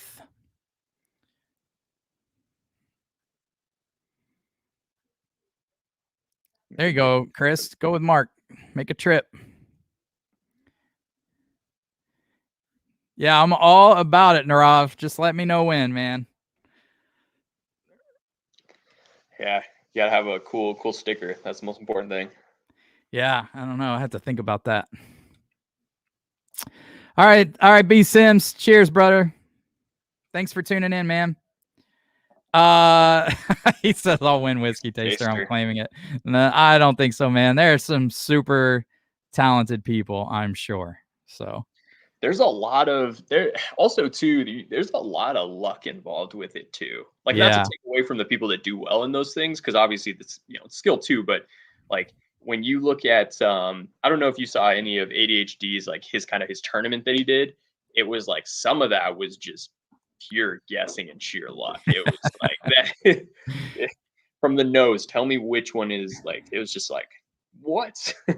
Yeah, it's great. Like, I'm not great at. Sometimes it depends. Like today, I was damn good on proof. Like, I think I nailed proof on everything. Well, I did. Your bar, you should. Well, I've got 100 bottles back there. You were cheating. I saw you looking. I didn't look. Did I look? I didn't look back there. Oh, okay. Yeah, I nailed proof on every bottle. Let's see. On the first bottle, I was off on that. I thought it was a Japanese whiskey because it tasted so light, and it tasted a little different to me. And it was Glenlivet, finished in rum, and so I did not catch that. But I did, I did think it tasted like like a Highland Scotch or Japanese whiskey because it was light. B, I nailed. I knew that was a rye. I knew it was 100 proof. C, I knew the secondary grain was a rye. Sometimes I'm not good with secondary grains. Like, if I have to try to pinpoint whether it's wheat or rye, sometimes that's tough for me. Yeah. And then the last one I knew from the taste exactly what bottle it was. But that was, we've had Wild Turkey 17-year bottle and bond so much. I don't think anyone can fool me with that bottle. Yeah. How much experience do you have with Scotch? Not a lot. Do you think they're going to, I mean, I guess I never watched any of the stuff from last year when they did it. I don't know if they did stuff with, like, Scotch and stuff like that. So last year, one of the questions at the end of the regionals was, tell us whether this last sample is a bourbon, rye, Scotch, Irish whiskey, Japanese whiskey. Bonus points if you can tell us the bottle. So yeah, that's tough. Yeah, and so the one, I only saw one. I think they had, of all the regionals, they had a couple people nail the bottle. Wow. And the one I saw with Matt was a Scotch, and it was Dewar's. Mm. So like, It's not peated, is it? I don't think so, but I'm not positive. I think they have a like peated release maybe that I've had. Yeah. So if it comes down to like name a bottle of scotch, I mean, it would be do better than Ed. It'd do better than Ed unless he gets a mulligan. Yeah, Glenn Levitt 31. He went from Glenn Levitt to Ardbeg. Which he got the Ardbeg right. It just took him a little bit to get there. So yeah, that would be sheer luck, but you know, if they threw in something like Redbreast, I might be able to guess it. Or yeah, I mean, I would definitely know if it's a peated scotch. I think I would be able to tell if it's an Irish whiskey. Yeah, so I'll send you some stuff. I've got a few things that are peated. I'll send you some stuff. All right, cool. To help you. Yeah, I think it's the one that would be tough, I think, for me is the deciphering between scotch, like if it's a non-peated scotch, a Japanese whiskey, and then an Irish. I think if some of those can taste like very, very similar. They're all like usually pretty light, so it's I think that would be tough, but I'm excited for you, man. It's gonna be awesome. Yeah, or I'm gonna look stupid. One of the two. I mean, it'll be a lot of fun though. You have to think about some of these people who are entering these tournaments. It's like you're already better than, I would say, 90% of the people there. It's just getting down to that 10%. I don't know about that, but it'll be fun. I would confidently say that. I've seen some of these jabronis that they let into these things. I think there was one guy last year who was like, he was like your typical like bourbon snob. Look like he thought he knew everything there was to know about bourbon. Yeah, I mean, it wasn't Ascot, but it was damn close, and I think he was like dead last. He didn't get a single question right. He looked the part though. Those are the type of people. So I went to a dinner recently with a client, and he was like semi into bourbon, and it's like once you hear someone's into bourbon, you're automatically like, oh yeah, we're gonna have a great conversation. And you have to kind of wait to see how much they know, and then you're like, okay, maybe we're not going to have as good of a conversation as I thought. It's like, are you really into bourbon, or are you the guy that just got a part-time job at Benny's and thinks he's into bourbon? Yeah. It's like, some people think it's like, oh, I've got 10 bottles, I've got a huge collection. You're like, okay, right. All right. It's like nothing wrong with someone that's has 10 bottles in their collection. Like there's just different levels, and it's like, it's like if you call. You call something like, you call an Elijah Craig barrel proof. If you call it an Elijah Craig small batch, I'm going to go, okay, that's not correct. I'm not going to correct you on it, but I know we're going to have a level of conversation probably here as opposed to here. I don't remember which video. Somebody told me they were into bourbon once and then asked me why I have so many open bottle, the same open bottle. And they were talking about the Elijah Craigs I have back there. They're like, why don't you drink one before you move on to the next one? You have like the same bottle opened like 10 times. I like drinking them all to halfway, and then the first half is the best half. Yeah, that's right. That's right. Let's see. Chris said, if you need us to send blind flights to help, just let me know. Yeah, Chris, if you want to. I think Ben might. I think Ed might. I've got about 5 weeks. So, I would prefer to do these without. So like having my wife pulling from the bar is like, these are all things that I know, I've got 100 bottles back there. So I wouldn't technically call it a double blind. I can kind of pinpoint those down. So if you guys send me double blinds, that helps a lot. Like you could go back and watch all the like Whiskey Tornado versus the People episodes where I have no clue what I'm tasting.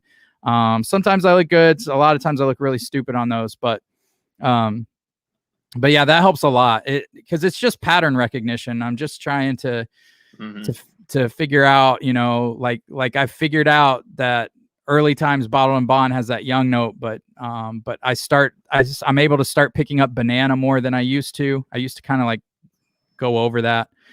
Now I'm able to pick up banana a lot better. I'm able to pick up youthfulness really easy. I still have a hard time with deciphering between Heaven Hill and Jim Beam. If the nuttiness, if the nuttiness stands out, I have a hard time. I usually know it's one or the other, but I can't tell. And then I just go, okay, if it's not super nutty and has a little nuttiness, it's got to be a turkey product. If I can taste like a little bit of citrus and a little less nuttiness than Heaven Hill or Jim Beam, then I'm like, okay, that might be a turkey product. So it's just pattern recognition. I think that like that turkey funk, I think it just almost on everything, it comes through like a little bit. It's like, it just seems like there's always some of it there. And no matter what the bottle is, like I think the only one that I don't really get it is their rye, but that's because it's a rye. Yeah. I've been letting this 13 sit out. It's not, I'm so shocked. I'm not a fan. I was ready to tell everybody. Really? I don't think so. What do you get on it? I remember you were saying it was like tannic, kind of spicy. Yeah, it's like I mean there is that like obviously that gorgeous like caramel vanilla. I feel like there's a lot of nuttiness to it. I get a lot of orange zest. For some reason I get a lot of the rye in this one. And I think that's the like prickliness all over my tongue. Like tons, I feel like it's like got a ton of rye feels. I mean, I know they use the same mash bill for everything, but the rye is really coming through on it for me. And then it's drying and a lot more tannic than a lot of the turkey products I've had. The Russell's picks that I love the Russell's picks that I really love are just so dense and just so rounded off. They're just beautiful. This feels a little too spiky for me. I could see that. I think it didn't. If I had to give it some criticism, I don't think it really delivered any unique flavors that you're not really accustomed to with good turkey products. It's got like a extra like bitterness to it that I did get a little bit of that. I definitely did get a little bit of that. I think it also, I would be interested to see like if you tried it, in the lineup that you tried it first, if you had tried it your second pour of the night, like, how it would have done, your palate might have, been a little bit different. I think that one, I tasted it. I think it was like one of the first drinks I had. And so I think that might have played an impact in it as well. Cause I can definitely see where you're coming from with all those notes. I think maybe just where I tasted it and kind of the lineup had an impact for me. Yeah. I want to love it. I'm just not sure, but at least I'm like happier knowing that it wasn't in my bourbon of the year so far video. And I can confidently say now that I've tasted it and I don't like it as much as anything that was in that video. So for my palate, that's the best thing about like being in groups or, things like this, where you get to try different samples of things that you would either never taste or you've thought about maybe buying and then you realize it's just not that great. Right. There's definitely a ton of things like stuff you've sent me that I've tried that I've never would have been able to try otherwise, and super thankful for that. And it's just, it's kind of like just a catalog of little memories that you have that, anytime you taste something you've never had before. Yeah, I mean, there's no question that the best part of bourbon is definitely sharing it with people. It's the best. Yeah, I think that's why. Yeah, I'm so excited for the meetup. I mean, it's going to be awesome people, good time, trying different bourbons, stuff like that. And everybody's going to bring like one of their best bottles in their bar, so that's going to be cool too. Yeah, I mean, I'm bringing the Weller CYPB, so. I'm actually very excited for that. I thought the single barrel was really good. Yeah, you like the single barrel, so I'm so interested to see your thoughts on it. That's the thing, man. I know I could have flipped that or traded it, but I'd never had it, and I know I would have. I mean, I probably would have got a pour of it at a bar, but I don't even know what a pour at a bar would cost. So since I got that for MSRP, I was like, I have to open this. It's it's not like it's bourbon. I wanted to share it with people, so I got to. I've shared it with a lot of people. So, and that's what like you see a lot of people that start kind of treating this as like a like they're like baseball collectors. It's like just another thing to sit up on their shelf, and it's like it really does. You start to look at things in like a monetary way instead of a obviously you're buying bourbon. There's a monetary value associated with these bottles, but it's like when you start flipping it and stuff like that, you start thinking about like profit starts to become either a business or like a, collector hobby. But once you start opening bottles and sharing stuff with friends, like that's really where I think the magic happens with, what we're doing. 100%. Yeah. I think those people are they're missing out on so much, man. Yeah. Missing out on so much. Because one of my fondest memories is sharing George T. Stagg 2020 with you guys on that live stream. Like that was a great, even though you were loaded, but it was that Old Forester barrel strength, because I poured all the samples in and I didn't realize, because you think about it, it's like that's like 130 proof, and that was probably at least a 2-ounce sample after I had already had all that other stuff. So yeah, it was. But even with all that said, George T. Stagg, it was still phenomenal. Yeah, 100%. Chris said, any interest in a non-bourbon, maybe a Scotch flight? Hell yeah, man. Yeah, 100%. That'd be awesome. So I'm going back to Arizona to visit family for Christmas Thanksgiving. And I wanted to it's right around the time of my dad's birthday. So I wanted to get a nice bottle.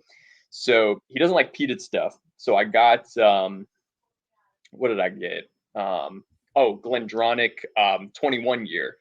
Something that I found out that was interesting about that was they closed the distillery in 1990, either 4 or 5, and they didn't reopen it until like 2001, I think, or something like that. So all of their stuff, the last time they distilled it for that age was in 1994, 95. So this bottle that I got, which is supposed to be a 21 year, it's actually like a 27 year or something like that. So I'm super interested to see what that's like. It's, it's non-chill filtered. It's I think it's like 90, like upper 90s in proof, but I'm excited to try that. It was expensive. It was like a $200 bottle, but it's worth it. Yeah, especially for something that's that old. It is going to be interesting because I've never really had high age Scotch. And the highest I think I've had is like maybe 14 years or something like that. But you got any Scotch? You got any Scotch around? Say that again. You have any Scotch around?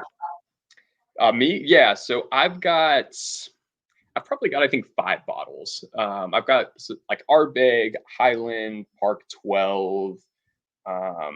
Let's pour some Scotch for our last one. All right. Gabby. Sorry, I have to get my wife to do it because I can't stand up. Oh yeah, I forgot. Man, at these live streams, first COVID and then Dude, yeah, they've been taking a toll on me. I can't put any weight on my foot. So I've actually got this. There was these releases. They were called, I think, Archive. But they did a few different releases. But one of the ones that I got, so it is 10-year-old Heaven Hill at barrel strength, finished in peated Scotch casks. So it's like a peated Elijah Craig. It's 120 proof. Oh wow! I'll send you a sample of it. That'd be cool. Super interesting. Yeah. I'm gonna do some Talisker Distillers edition. This was distilled in 2007, bottled in 2017. So this was a gift from a guy I trained that was in the military that went through a bunch of shit. And I helped him with his back pain, and got this for me as a gift. So it's a special bottle, but I love it. It's really good. I love it. It's like so like salty and briny on the nose. Let me see. I'm reading some of the comments here. Peter B. So the newer Glendronachs are no longer non-chill filtered. Very sad. So yeah, I could be wrong, but I think the older ones, like 21 year, I think those ones are still non-chill filtered. I'm not 100% sure on that. I can go check, but from what I heard, it was like the younger ones were. But what do you think, Lance? I love it. It's good. I could get into Scotch. I need to start getting into it more. I can appreciate the peated. I can appreciate the peated stuff. It has to be at like the right time, but I think Scotch pairs better with like food sometimes than bourbon does. I honestly, like, that's one of the things that scares me about the world's top whiskey taster contest is, if I'm being honest, I do not like pairing bourbon with food. I don't either, but that's funny. Yeah, right when you started saying that, I was like, yeah, they do food pairings. They do Yeah. some weird stuff. Yeah, they do some Yeah. like as you get further along, they start to get very intricate with their It questioning. changes the taste of bourbon so much to me when I have food with it that I don't enjoy it. I don't either. Yeah, Yeah. I get like a lot of it. Almost is like it's like I get this like just bubblegum note. It's almost like when you start mixing food in there, I just get like this sweet bubblegum, and it's like, and Yeah. that's a prominent note that I get for me anyway with my palate. But I also haven't practiced that. I think that's one thing you need to do. You need to practice with eating Pairing very. with yeah, I do. You're right. That's training your palate for it. In fact, there's a local place that does bourbon pairings. I should call them and see if they can help a brother out. Because yeah, I can see how Scotch would pair better with food, because it's like it's got those challenging smoke notes, but underneath it's got such good fruit notes. At least this Talisker is like, I can taste apple and pear under there with the smoke on top. On the nose, I get like tons of brine. Almost like it almost smells like a margarita to me. And this is coming from a bourbon guy, but it's so salty it smells like a margarita. Oh, like with the salt on the rim. Yep. Yeah. But tequila does have that saltiness too. Yeah, but the taste is just like, I mean, smoke first, and then it's just like pears and apples underneath, which I think is a really cool thing. Scotch is so much more layered than bourbon, I think. Yeah, I would agree with that. I think it is definitely more of like, if you're used to bourbon and you try Scotch, I think it does, like, especially when I first got into it, I think it almost comes off like it's so delicate that if your palate's not used to something like that, you don't pick up all the intricacies of what's in it. Yeah, now before this competition, I don't want to drink a ton of Scotch, because so I think I've told you this story about when I had Hibiki. I had Hibiki before I got into bourbon. And it just tasted like Japanese Scotch to me. I didn't taste too much. And then I started drinking bourbon, got really into bourbon, and got into those like sweet flavors, all the candy fruits, all that. Then went back to Hibiki, and when I went back to Hibiki, it tasted peated, which I never picked up on before. I was like, what the hell? Now I get smoke. I've heard of people getting smoke on Hibiki, and I thought they were crazy until I drank bourbon for a while, and went back to Hibiki, and then it tasted peated to me. It's just wild how your palate will change like that, and what you eat and drink in your daily life will influence that. Yeah, it is very interesting, because it's like some people were saying, like with Wild Turkey 17, I remember on the when we were doing the tasting of it, a couple of people were like, oh, it's like super smoky, and it's like, I've tried stuff that's peated, and I'm like, it's not super smoky. Like, there's definitely some there, but it is more of like a barbecue smoke than like a, like, you just put your face in a campfire, Yeah. smoke. And Ed hated it. It was like we just blew smoke in his face. Yeah. It's because of the cherry. It was because of like that, almost medicinal cherry. He hated that. Yep. He did Chris, when I sent it. Yeah, right. He did. Yeah. Chris, like 4 is fine, man. 4 is good. If you want to send a flight, you can email me at thewhiskeytornado@gmail.com, and I'll shoot you my address. I think 4 is a good number. Yeah, that won't blow out my palate. And oh, there you go, Chris. Susan's awesome, very trustworthy.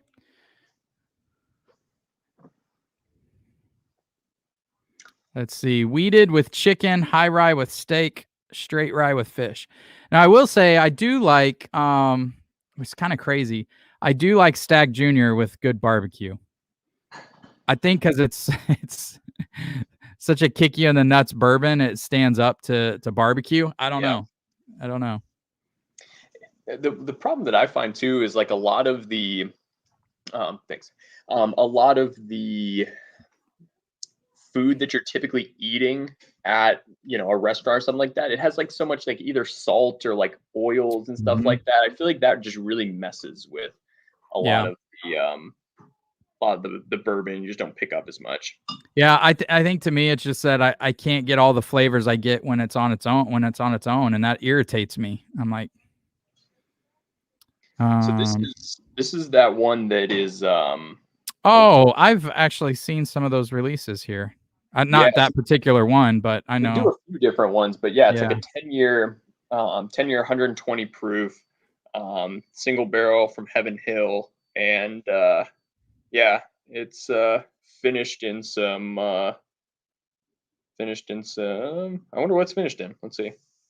It's funny how like with Scotch, like they always have to talk about how they don't put coloring in it if they don't, because it's like with bourbon, no one ever puts coloring in their stuff. With Scotch, it's a huge deal. Yeah. Uh, Peter said he loves basic makers with barbecue. I could see that because you get those cherry notes. Cherry with barbecue is good. hmm.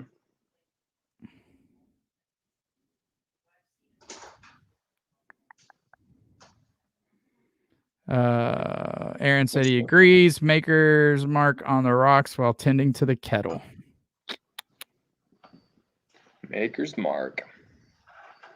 Maker's Mark is doing some. They've been really hitting it or knocking it out of the park with some of their special releases. Yeah, I don't think people talk enough about the Maker's cash strength. I don't talk enough about it. I can get that bottle for $34. It's so stupid. Oh wow! Yeah, Maker's Mark cash strength for $34 is just ridiculous. What is it normally? I think I've seen like 45, 50. Okay, even at that, man, it's really good. Really good stuff. The one weeded bourbon that people don't talk about enough is the Rebel Yell 10-year. Yeah, I'm getting ready to do a review on it. So I've got one that's actually a 14-year. It Oh has yeah. leather. Oh Mhm. wow, I have a 12. Mine's 12. Yeah. 12 So plus.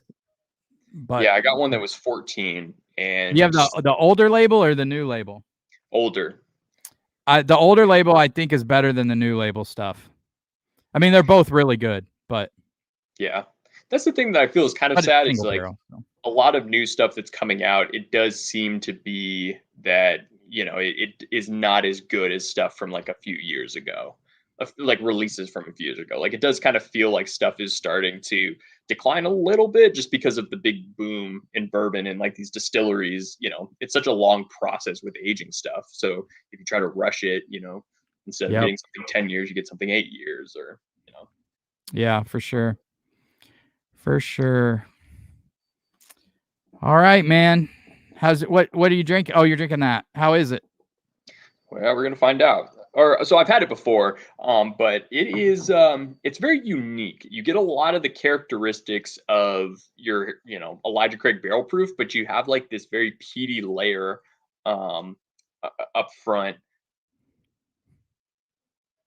It's very interesting. Like you don't expect it.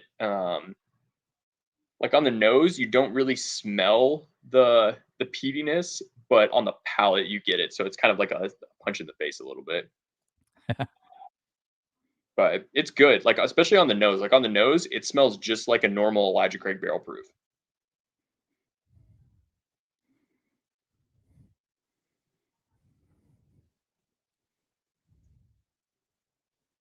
Yeah, it's so funny. I'm gonna have to send you a sample of this. Yeah, It's man, I'd love to try that. it's like 2/3 of the way through. You're like, oh, this is Elijah Craig, and then the peat kicks in, It's and wild. it's like, what is this? And it's not abrasive, but it's definitely there. And if you're not ready for it, you're kind of like, what the heck is this? Because you don't really sense it anywhere, like on the nose or on the like front part of the palate. It's like then towards the Yeah, towards mid palate, back palate, then you start to really get that. that's cool. That's very cool. Peter said, "Love the Maker's cash strength for the price. Great. The 46 cash strength is if you find it." Yeah, I mean, I reviewed that 46 cash strength this year, and it blew me away. I loved it. It was really good. I can't find it. Yeah, I can't find it here. Bro, yeah, I've only seen it once. Yeah. Yeah. I think I've seen it before, but it was like $90 or something like that. And I was like, yeah, I think I still overpaid for it. I think I paid 75. Is that what? I don't know what SRP is for it. I want to say it's like between 50 and $60, I think. Yeah, I paid a little. It was a smaller boutique store. I just happened to walk in and they had it, and I was like, because you see it at Costco, you see people posting on Facebook that they've got them in Costco for like $50, and I'm never gonna find that. So I mean, we have a Costco, but I never find anything really good there. I never do either. Yeah, I see like these pictures of people that are finding like Stagg Junior for $50, or like just those like unicorn experiences for these people. But yeah, like my Costco, it's like, hey, we've got a ton of Bullet, we've got some Gentleman Jack, and that's about it. I don't even bourbon hunt very much anymore. I go to A1 for store picks and other stuff, and then when you've got these collections, or when you've got these connections, people are calling you.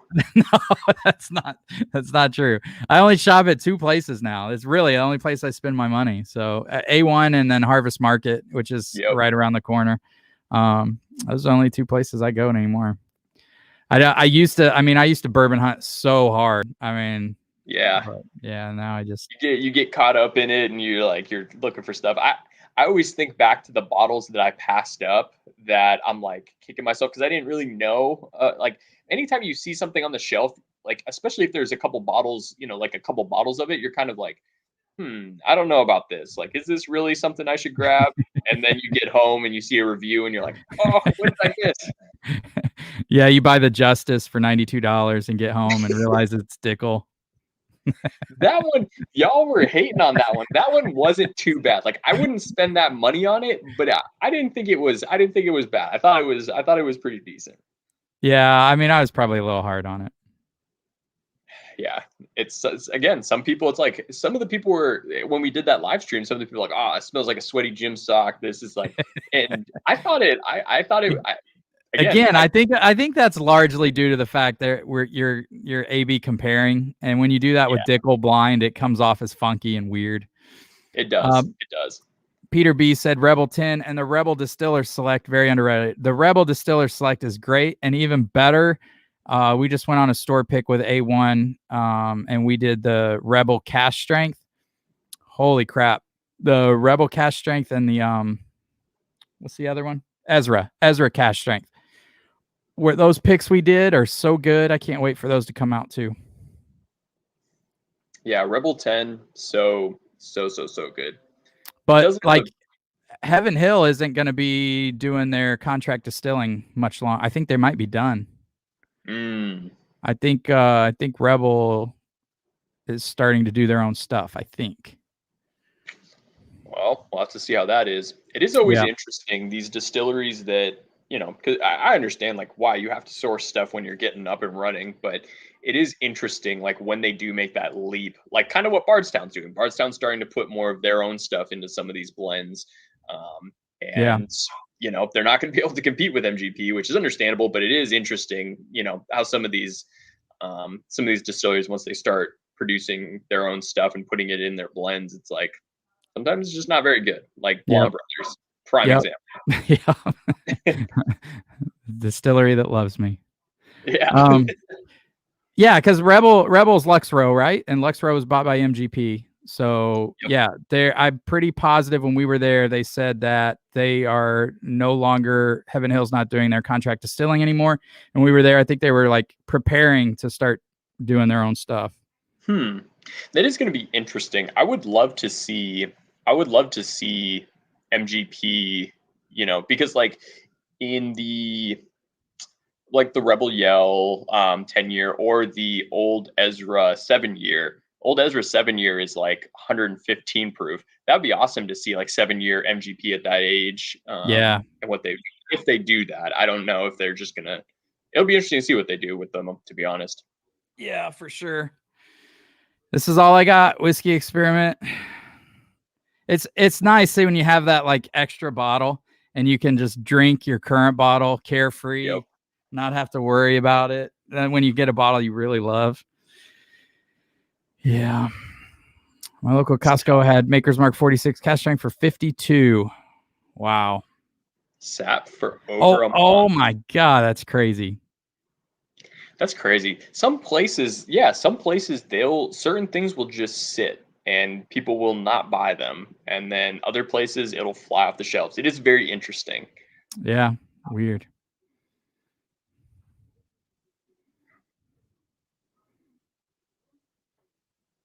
Hey, Costco's got the connection on the Maker's I Mark. guess so. I've 46 never cask seen it strength. there. I'm gonna have to keep going by.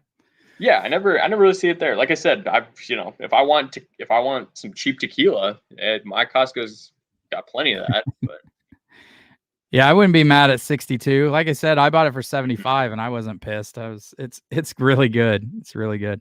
what do you think about the normal 46 makers? It's been a while since I've had it. I mean, gosh, what's the price on that? Like low 30s?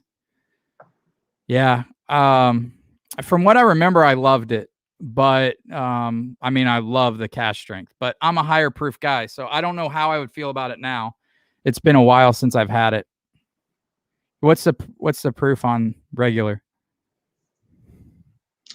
Good question. I don't know. I don't think it's over. I don't think it's 100.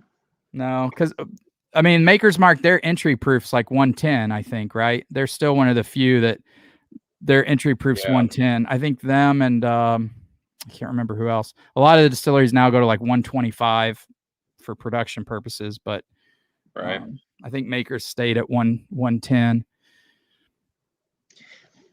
Any bottles that you've found recently that you've been like surprised by, or that have like just been something that's kind of been a step above what you thought it was going to be?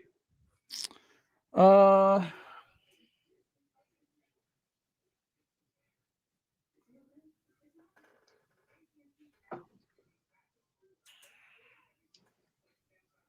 Oh, that's a good question, Ben. I don't know. Yeah, imagine if I that. have been, I guess Starlight would probably be the one. Yeah. I have been loading up on so many store picks just because I mean, I love those now. But Starlight, just because it's, you know how I am with craft whiskey, and I Right. don't like it being young. And we went there and it was just everything we had was so good. Imagine what their stuff would be like at like 12 years. Oh That's my God. interesting. It's interesting to think about it. Yeah, I mean, I was definitely a fan of. I know what I've had that blew me away. Frey Ranch.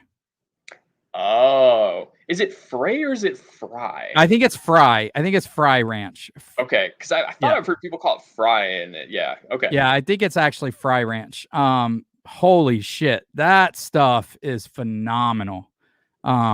What was it, like a barrel strength? Was it? Yeah, it was a single barrel. I think it was barrel strength. We had it at a bottle share at A1, and man, I was blown away. I couldn't believe how good that stuff was.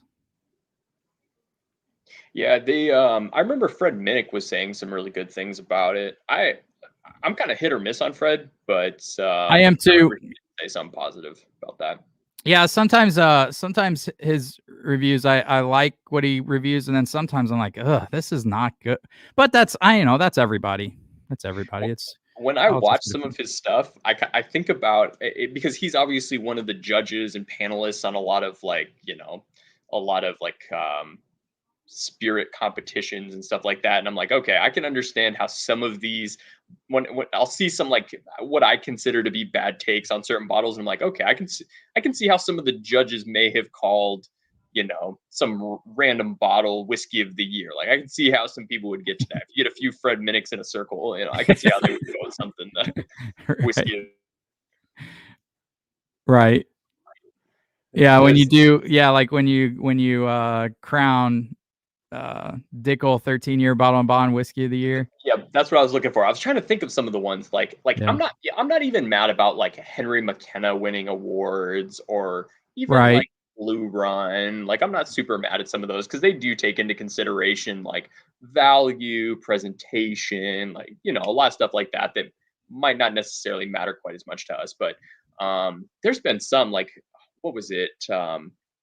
there was some bourbon, like major bourbon website that had a list of top whiskeys that was just absolutely ridiculous recently. I think I know. I think I read the same article. I don't remember what was on it though, Yeah, but it was ridiculous. I yeah. can't I'm trying to remember remember what what it it was. Bourbon enthusiasts. is. Yeah, yeah. Is that what it was? I think that's what it was, but I don't It was remember what like was on there.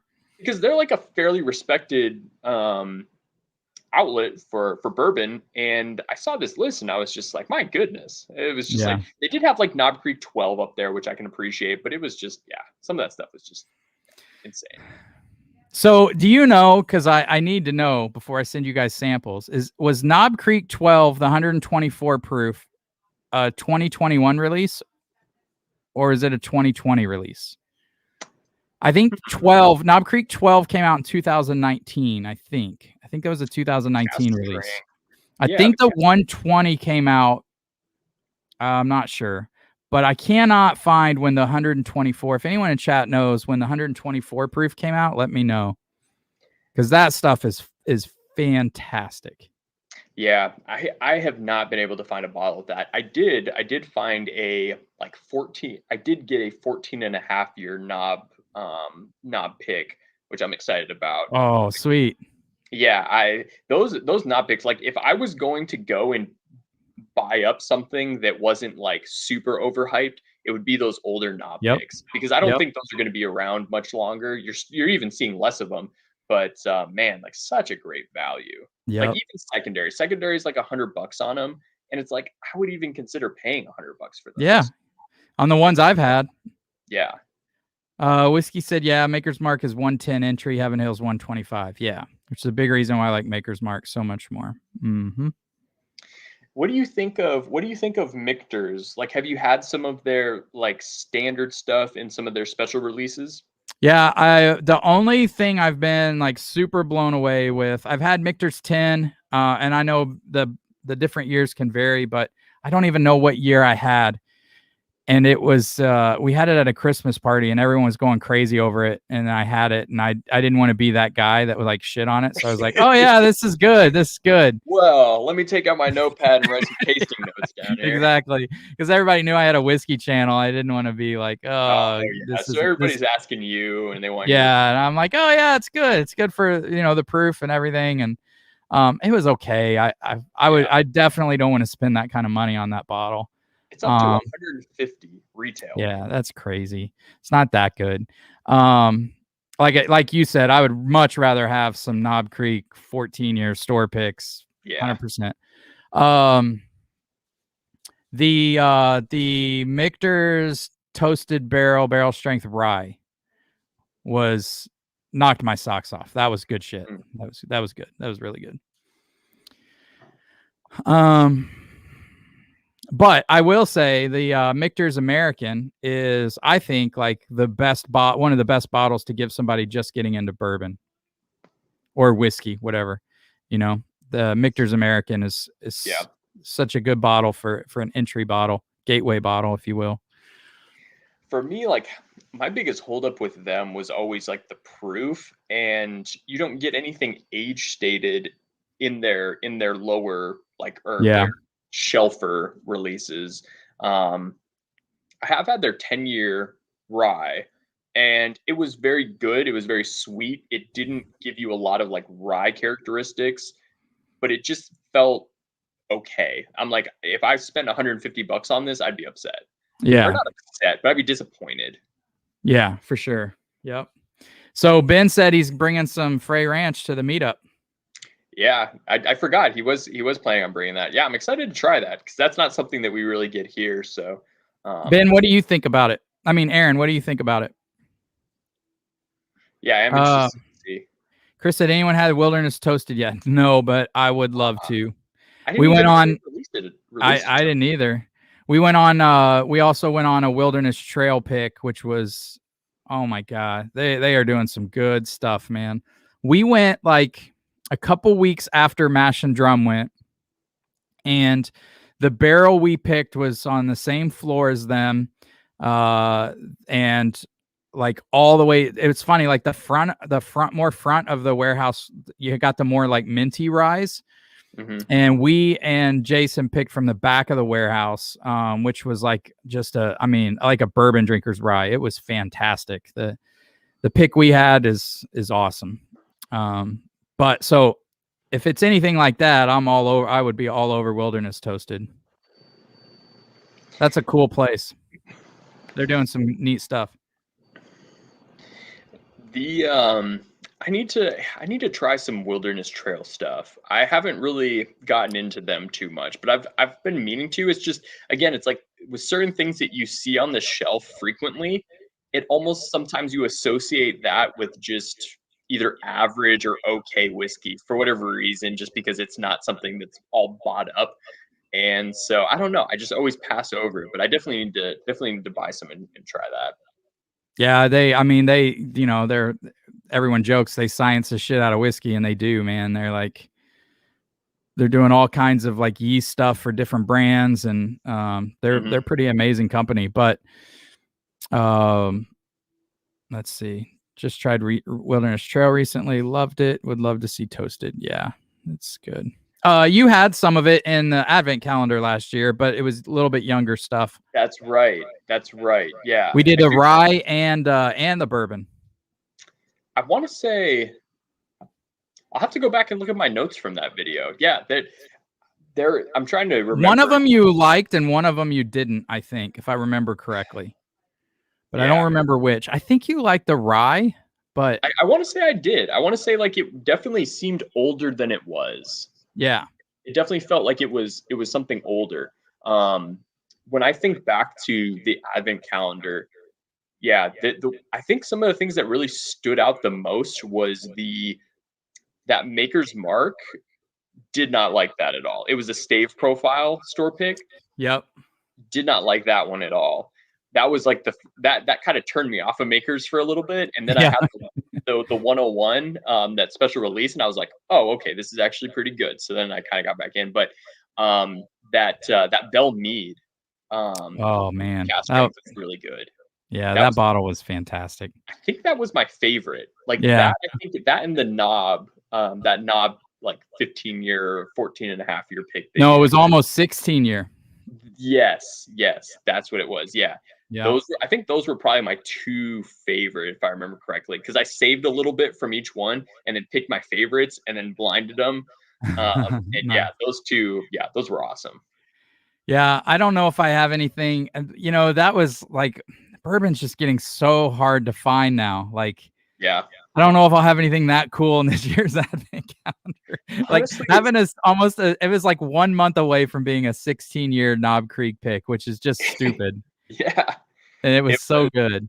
In that Bell Mead too, it was like a higher proof old label. Like I've got an old label that I got in a trade. I think it's like 114 proof, but I haven't opened it yet. I'm gonna save that. But yeah, I'm trying to think of, I want to do something cool and kind of save a bottle for like when my son, who is right now he's 2, but I want to do something like save a bottle for when he's old enough to drink. And I'm trying to like think of like what bottle I would want to save. And like, obviously the easy answer is like, oh, do Pappy 15 or birthday bourbon on the year he was born. Like something like that. But I'm like, one, I'm not going to find one. I'm not going to be secondary to get one. So it's like, I'm trying to think of something cool that would be like, something really unique. I think even like, if you want to go like cheaper, like I think it'd be cool, a Henry McKenna 10-year with the date he was born, and in 20 years or so, pulling that out. That actually would be, that would be really cool. It turns out it's like a terrible barrel of Henry McKenna. So I actually have several Henry McKennas from that I bought from during the pandemic. Just to keep, and in 40 years or something, when we talk about all this crazy shit. Rona bottles. Pull the Rona bottles out. And so I'm gonna bring one of these on our meetup, but I've got these like Jim Beam decanters from, I think it was the early 80s, and they're pretty cool. I think I might do one of those, but I'm definitely going to bring one. I'm definitely going to bring one on our trip. I think it'd be interesting to see what that stuff tastes like. It's like 100 proof, like 8 years old. So I've had a 76 Jim Beam decanter. Yeah. It was in a glass one. Are yours glass? They're Or not plastic.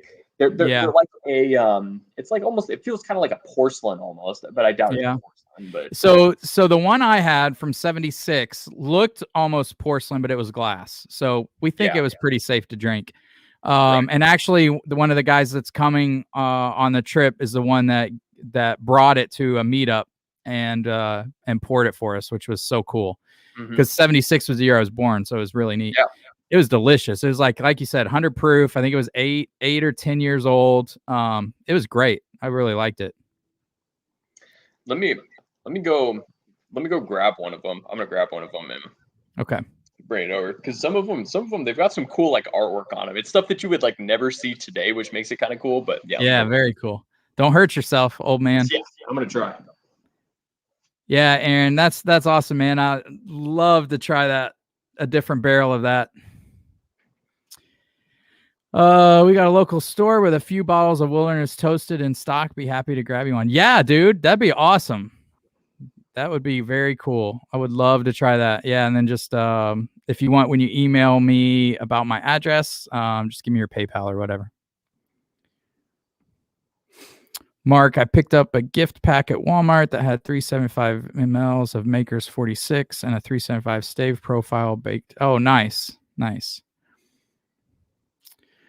Bourbon Basement getting that practice in, I see. Yeah, dude, we did, I don't know how early you tuned in. We did 4 samples blind. The first one I thought was a Japanese whiskey. Turns out it was Glenlivet 14 finished in rum, so I was way off. But I did get proof. Second one was a, I don't know if I'm saying this right, but a Hofstadter's rye. I did know that it was a rye. I did guess that the proof was 100 proof on that. Third one was, I thought it was an Old Forester product. I thought it tasted really young, and it was Early Times Bottled in Bond. So I guessed 100 proof. I guess it was non-age stated and young. And then I think I said that Early Times has really been putting out, I think the newer bottles are not as good as the older bottles.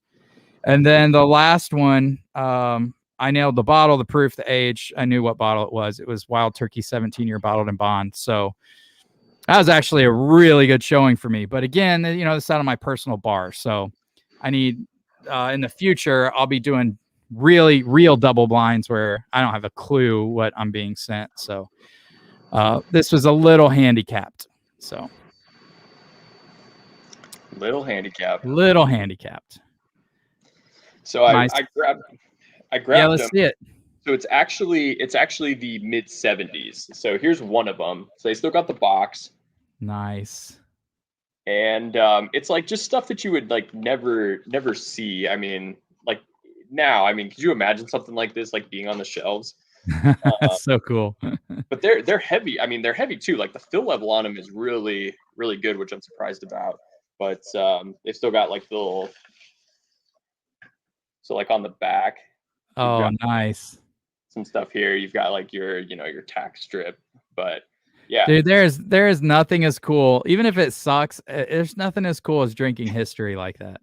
Yeah, to think about, like, this is well before I was born. To drink whiskey that's sat in this thing, like I said, could be absolutely terrible, but yeah, aged 100 months. The do that. Yeah, the mid 70s Jim Beam that I've had was really good, and we all agreed, we all liked it. But then again, you're really persuaded by you're drinking history, and there you go, nice. Yeah. Those are awesome, man. They're funny. And like I said, their fill level seems pretty good. It's you just have to hope it's not super cloudy. Yeah. Bourbon Basement said his Saver bottles his own dipped Maker's Mark. I haven't been to Maker's Mark Distillery. I need to go sometime. My son turned 21 this month. Took him to Kentucky. His birthday pour was Four Roses LE. We got a bar for him. 4 Gate Rye for his bottle. Oh, nice. Awesome. That is awesome. Four-gate, that's one I wish I could find more of. Yeah. Because I've heard a lot of great things about it. It's just not something that, really comes to Texas, unfortunately. Whiskey Experiment has a beam decanter that is bred 50 Chevy convertible, wheels rolling and everything. Hell yeah. That's awesome. That's cool. Yeah, you think about how old that stuff is. It's just like, for those things to just sit there for that long. I mean, it's crazy. Yep. And there's a bunch of grandparents somewhere. Oh, with the wild turkey one. With just stuff sitting in their basement. I would love to find some like dusty turkey. I mean, that stuff goes for just insane prices, but that's one that I would pay an arm and a leg for some dusty turkey. Yeah, for sure. For sure. Good old beam. All right, dude. I'm gonna have to sign off, man. Thank you so much for hopping on. Thank you to everybody that tuned in. I really appreciate it. We'll next Friday, probably going to be going live from Narav's grand opening at the Bourbon Dock. And then the next Friday we'll do another one. Hopefully I'll have some samples by then, and we'll do some real double blinds and see how I do. Yeah. I'm definitely going to send you some stuff. Yeah. Cool. Yeah, definitely. It'll be fun. It'll be fun. Yeah, man. I appreciate it. This should be. No, thanks for having me on. Should be a fun ride. Thanks for hopping on. Hope your ankle gets better, brother. Yeah, me too. It was rough standing up. Oh man, that sucks, man. All right, guys, have a great night. Cheers, everybody. All right, see you, man. See you, bud.